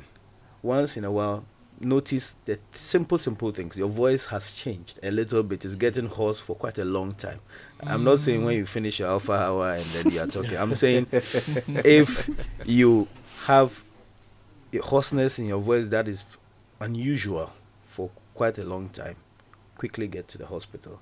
Oh, you think you've bit your tongue, but of course the tongue and the mouth tissues heal very quickly. It's one of the fastest healing in the body. So if this persists for more than 2 weeks, something must not be going right. So you should get to the hospital and get that checked early. Okay. Nowadays there are also what we call dyes, or some tools that we use to quickly check whether you have something going on. And it's just like a mouthwash. You wash and it sticks to tissues that are either beginning at the beginning stages of cancer or at cancer stage. And then those can be quickly handled for you rather than waiting until it's full-blown and spread to other places. So those are some of the things. Maybe let me just quickly add. And also, doctor mentioned the skin. So what are we looking out for? Oh, with the skin, you would have to know what your normal is. That's the first thing. Everybody's skin is a bit different from the other person. So there are a number of things. Color, you have to look at the skin color, the texture of the skin, and any other groove that may be on the skin. Not all cancers will present like a big groove, a big ball like you see in my fist. So for the skin, one of the commonest is what we call melanoma. Like we have melanin, so melanoma. You will see that the skin, as you have it, is beginning to develop a certain darker spot. Like some people call it birthmark. Birthmark is okay, but then you begin to see that this quote and unquote birthmark like change in the skin is beginning to expand and grow bigger. Okay, that is a source of worry. Sometimes you also see a mole. You know what a mole is? That dark thing. Some of them have hair on them, some of them don't have hair on them, and then all of a sudden you see that it's growing out of its normal size. That is also some of it. Sometimes you also see the skin changing. It becomes as if it's an orange peel. Okay, where you see the pores becoming more prominent than normal. It may be a sign of something growing beneath the skin itself and beginning to cause problems there. Right. So there may be changes in the skin. And then sores, frank wound on the skin, which now all of a sudden will not heal much. You've tried all the things you are doing and it's not healing. Those are the common things you can see with skin cancers as well. It's just anything out of the normal, so you need to know your normal. Right. So know your normal. Yes, I think so. On the skin, yes. When he mentioned skin, he was referring to all the lining. So not just skin on the outside. He was also looking at the lining on the floor and the roof of the mouth. So you may see a white patch, a red patch in there that needs to be biopsied as well. What I wanted to quickly add is we mentioned these spaces in the face. We call them sinuses. And there's a myth to it. And what I actually want to bring up is the fact that because it's a potential space, sometimes you may have cancer growing in there without you seeing any external manifestation. Exactly. So you may just have chronic cold, your nose appears blocked, you do some cold treatment, it doesn't go, you move to another doctor, and you need to get to either an ENT surgeon or a maxillofacial surgeon, get a CT scan done. Because it's a potential space, it has about 15 to 20 mil. So you can have the tumor growing there without anything showing on the outside. And it is these minor cough and colds, especially because of where it is. If it's growing towards the nose, you get blocked nose, you may have some epistaxis. If it's going down towards the bleeding nose. Okay, good. Yeah. And then you may have it going down, in which case your teeth may start shaking. And that's where, for my general dental colleague, I also want to warn them. Once you have any mobile tooth, you look at the tooth, there's no cavity, you can't seem to find the cause. You want to take an X-ray or a CT scan before you take it out. Because what I see my patients coming with is, once you take that mobile tooth out, now you've opened the gateway for the cancer which was already there to now spread out. To the patient, because they didn't know, I went to take out my tooth and I got cancer. But the cancer is in that potential space. So if you did an X-ray, you see that there's some changes there, and then we'll do a comprehensive treatment. So that is very crucial as well. Very important, very important. Okay, so how do you treat head and neck cancers? What does typical treatment look like? What can a person diagnosed expect for cancer treatment? Okay. All right, so for head and neck cancers and for cancers in general, there are three main modalities of treatment, but of course there are a number of factors. So you are looking at the location, you are looking at the patient's age, you are looking at the stage of the cancer, you are looking at the general health condition of the patient, and then the type of cancer. So these are the things that are going to make you decide how you are going to treat it. I mentioned the fact that, especially for head and neck, because of the aesthetic role it plays, sometimes it brings limitations as to surgery. But there are three main modalities. So you're either looking at surgery, where you go and cut the diseased tissues away, or you could do chemotherapy or radiotherapy. In recent times, because of the morbidity, by morbidity I mean the damaging effects, as in if I go and cut the cancer away, there's the aesthetic bit, there's a functional deficit. So increasingly other modalities are coming to play. So we are talking about targeted modalities or targeted therapies, immunotherapies, and other therapies that are more specific. But generally you are looking at surgery where we cut away, chemotherapy and radiotherapy. All right. Well, listen, you've really taught us quite a lot and really raised awareness on head and neck cancers. But there's a big thing happening tomorrow, the public lecture, starting at about 20 minutes to 10. Am I right? Oh, no. Oh, actually, no. That's just a note that has been presented to me. Forgive me. When does the lecture start? When does the lecture start? Right. So the Ghana Medical Association every year looks at a topical issue, and we've noted, as we are discussing cancers, that cancers are becoming a serious problem. And so it's an epidemic as we stand. Many places are beginning to see cancers, and young, productive people are being affected. As we have mentioned, many of us see patients who are present at later stages. So typically you can't cure them. They either manage them until they die, or they will have serious defects as you treat them. And that is why the Ghana Medical Association has decided to center this matter at the public lecture, which is themed the epidemic of cancers in Ghana, increasing access to prevention, early detection, and treatment. And we'll be discussing various issues.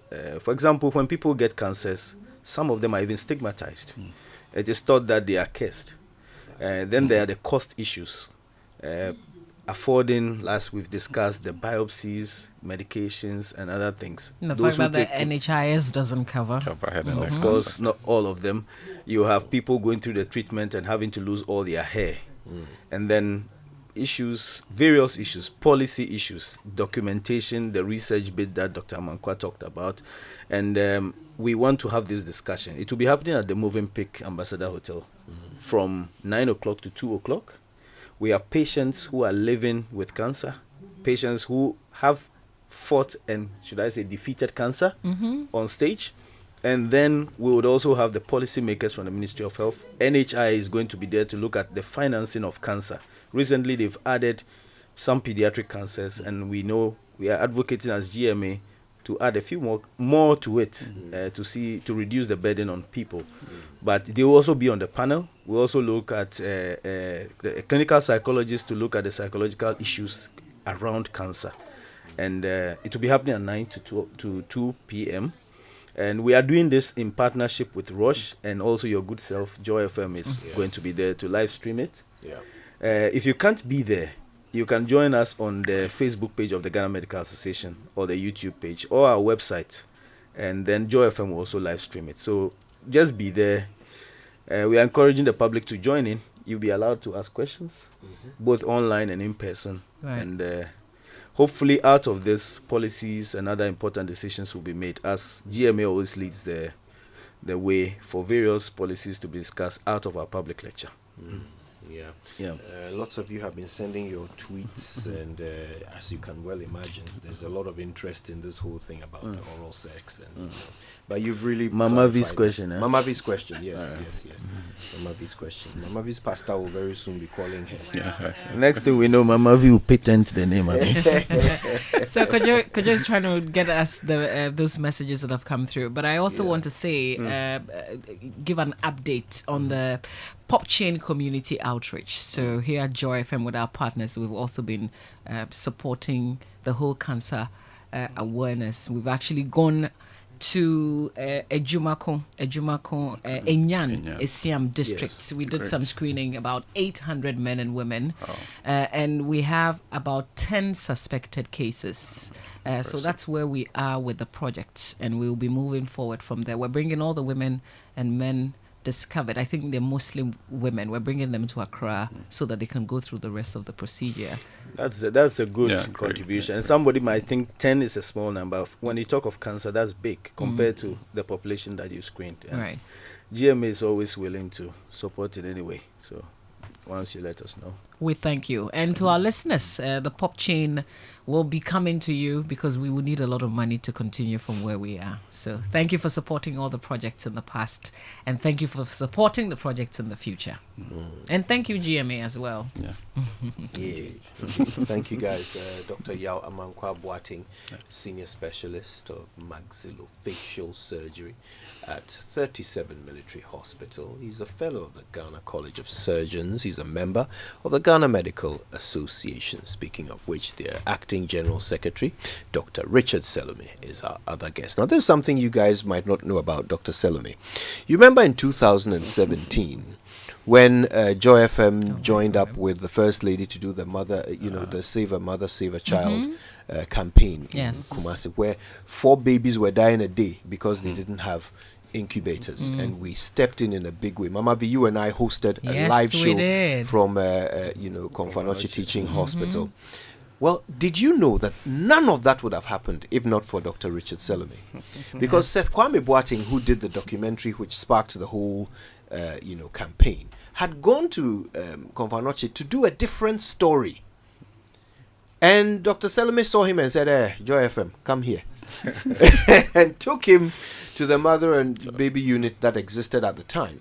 Showed him the abysmal, conditions there. He came back, talked to Elvis Kwashi of blessed memory, and before you knew it, we were on the case with the First Lady, giving us a lot of support.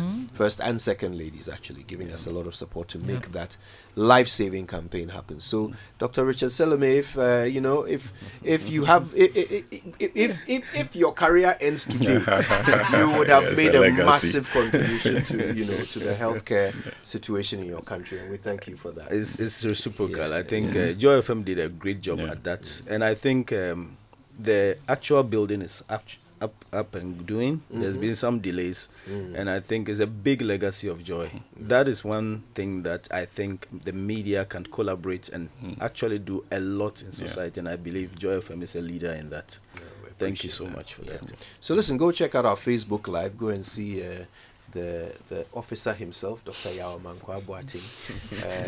It's not squadron leader. It's not group captain. It's squadron leader. Yes, squadron leader, Dr. Yao Amankwa Boateng. And of course, Dr. Richard Salome. Go check out their faces. Follow them on Facebook and all that. Instagram and all that. And join the conversation tomorrow. Absolutely. Absolutely. It's 9 to 2. And you can join on the social media channels as well. Thank you. Or go to Movenpick if you have the time. All right, thank you, gentlemen. Thank you for having us. More on the show. Yes, more on the show. And go patent your question. There's more after these. Super Morning Show. Most cancers, when detected early, can be cured. Yet, there is a worrying situation of more and more people, especially the young, developing various types of cancer. Even more worrying is the fact that many tend to visit the hospital when the cancer is in an advanced stage. How do we work to reverse this worrying trend? How do we work to prevent cancers or ensure people report early? Please make a date to join the Ghana Medical Association as it discusses the epidemic of cancers in Ghana, improving access to prevention, early detection, and treatment at its 23rd annual public lecture in partnership with Roche, Joy News, and Adum TV. Date Friday 28th July 2023. Time 9 a.m. to 2 p.m. Venue Movenpick Ambassador Hotel, Accra. Be there.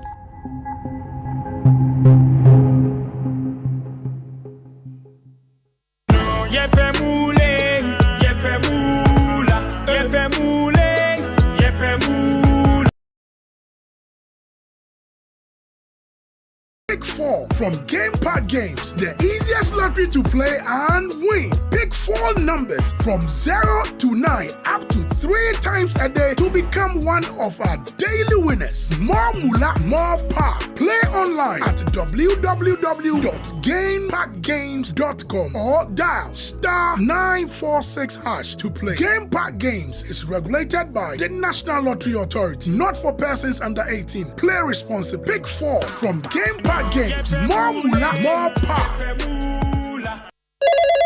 Hello? Hey! I'm Mofa, Charlie, what's up? My #1 international carpenter. I'm good, oh. Nice one. Charlie, I'm trying to register my carpentry business now. Isa say you feel help me. Oh, yes. All you have to do is go to the office of the Registrar of Companies, ORC for short. They have been mandated by the government of Ghana to register all businesses, including sole proprietorships, partnerships, companies such as churches, schools, NGOs, CSOs, associations, unions, external companies, and professional bodies. Oh, sir. Yes, Yes, so any business you want to register, ORC is the office to go to. Remember, ORC is still in the same premises as the Registrar General's Department, and all businesses registered with the Registrar General's Department are still valid. If you need more information, go to orc.gov.gh or call them on 055 765 3130 and 0302 666 180. Charlie, then I have to look sharp. Quick.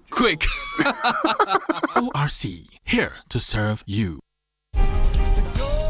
Prepare yourself for an unparalleled experience of divine revelation and spiritual empowerment. Greater Works 2023. Speakers, Pastor Matthew Ashimolowo, Bishop Tudor Bismarck, Bishop Mike Okonkwo, and your host, Pastor Mensa Otabil. Date, Monday 31st July to Friday 4th August. Morning sessions from Tuesday 1st August to Friday 4th August.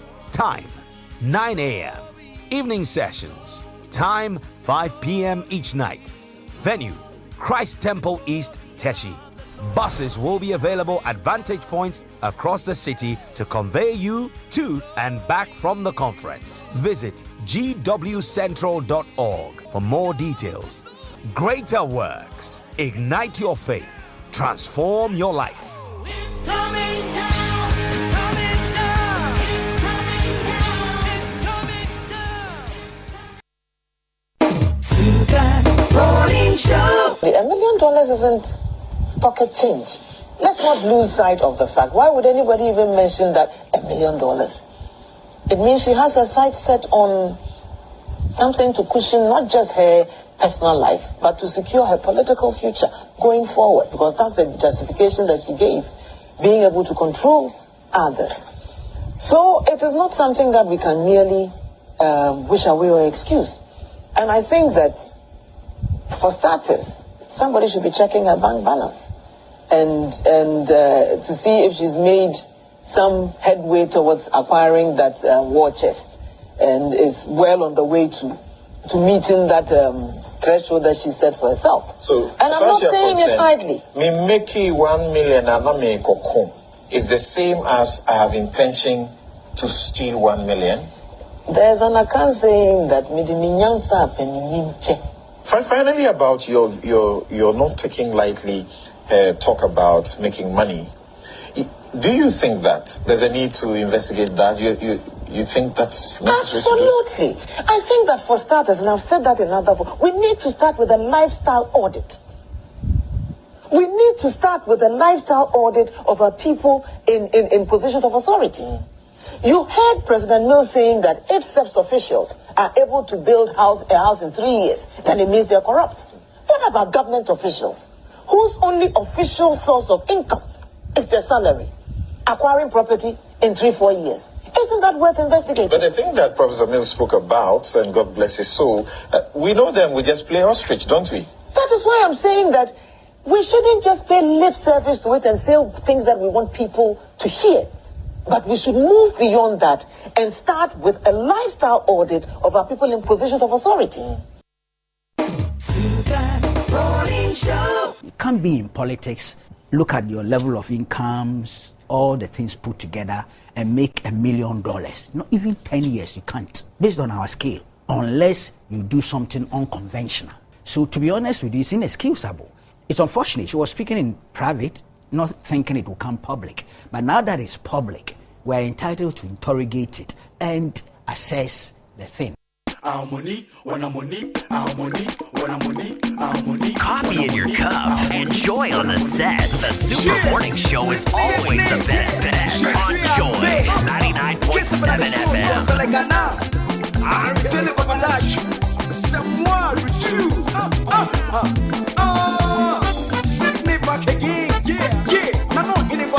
What you say now? Yes, you heard the voices of Ursula Usu-Ekuful and Abdul Malik Kwekubako speaking on Newsfile a number of years ago when Victoria Hammer was in the news for having a conversation she thought was private about seeking to earn $1 million as a politician. We heard the views of the current communications minister back then, talking about the need for lifestyle audits. If anybody is seen to be in possession of property or wealth that they can't possibly have earned from their salary as a public officer in a space of 4 years. Well, Kojo, the good news today is that the OSP is conducting a lifestyle audit of Cecilia Abnadapa. But, if I had to advise the OSP, I say don't end it there. Expand your investigations and conduct lifestyle audits of other appointees. When you check social media, that's actually people's call. They want all ministers. All of them. Yes, Let's go to it's all very their important. homes. Well, I am not sure you'll find anything now. But anyway, today is Cassie van der Palen's birthday. Oh. He's the son of Felix van der Palen. Same week, because it was Felix's birthday. Yes, you know Felix, right? Yes, of course. DJ Bredash was asking me who Felix van der Palen. Hey! And I'm like, you don't know Felix van der Palen? DJ, but this should be part of his continuous assessment. Oh no. You see, maybe he's forgotten. But for those who know the industry, the media landscape, when you hear the name Felix van der Palen, we're talking about one of the greats. His contribution has been enormous, and I'd love to see him back on radio anyway. Yeah, I know he's listening now. Felix, I think you should come back. You should. It'll be nice listening to him once voice again. alone. Oh my God. Anyway, the show continues. Stay with us. More after these.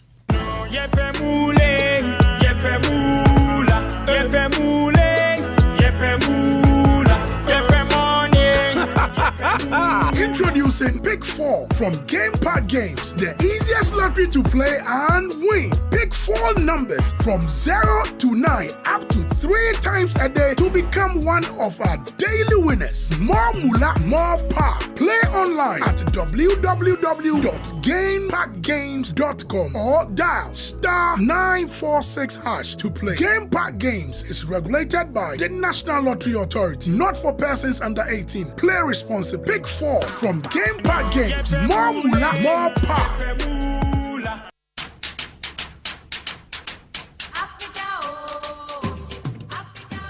After successfully hosting the Achimota Mall Clinic of the 2023 edition of the EcoBank Joy News Habitat Fair, we are again gearing up for the second clinic at the West Hills Mall. Date, Friday 4th to Sunday 6th August 2023. Venue, West Hills Mall. Time, 8 a.m. to 6 p.m. daily. This year's exhibition is under the theme Home Ownership, Affordability, Comfort or Luxury. Visit the clinic and engage the providers in the housing value chain on all your housing needs. Be it financing, land acquisition, rent to own, outright purchase, roofing, lighting, electronic appliances, home security, or home furnishing. The EcoBank Joy News Habitat Fair is your one-stop shop for everything housing. For exhibition enquiries, please call 0540-110-389 or 0244-260-653. There will be daily giveaways by the sponsors. The EcoBank Joy News Habitat Fair is in partnership with EcoBank, the Pan-African Bank, and the Plant City Extension Project, Rent to Own, and sponsored by Elegant Homes and General Construction Limited, where quality meets value. Global Lighting, your solution to quality lighting. Syntex Tanks, Air Strong, Air Tough. Gold Key Properties, building prestige since 1997, and Springfield Estates, where dreams are built. The third edition of the Showbiz Roundtable will be happening on 29 July 2023 at the Labadi Beach Hotel. The theme for this Thought Leadership Forum is Exploring the Dynamics of Sponsorship in the Creative Space. On the panel will be founder of 3 Music Television and Wonderland Festival, Baba Sadiq. Latif Abubakar is playwright and CEO of Glow Productions. Regina Ofori, brand director and consummate marketer. Ivan Kwashiga is filmmaker, creative director and founder of Farmhouse Productions. And Kobna Atabeju, procurement expert and management consultant. Keynote speakers are Anklebo White, who is playwright and an author. Bright Latekpo, CEO of PhD Media Ghana Limited. This forum will be live on Joy 99.7 FM at 2 p.m. and hosted by Kwame Datsi. Showbiz Roundtable is powered by Joy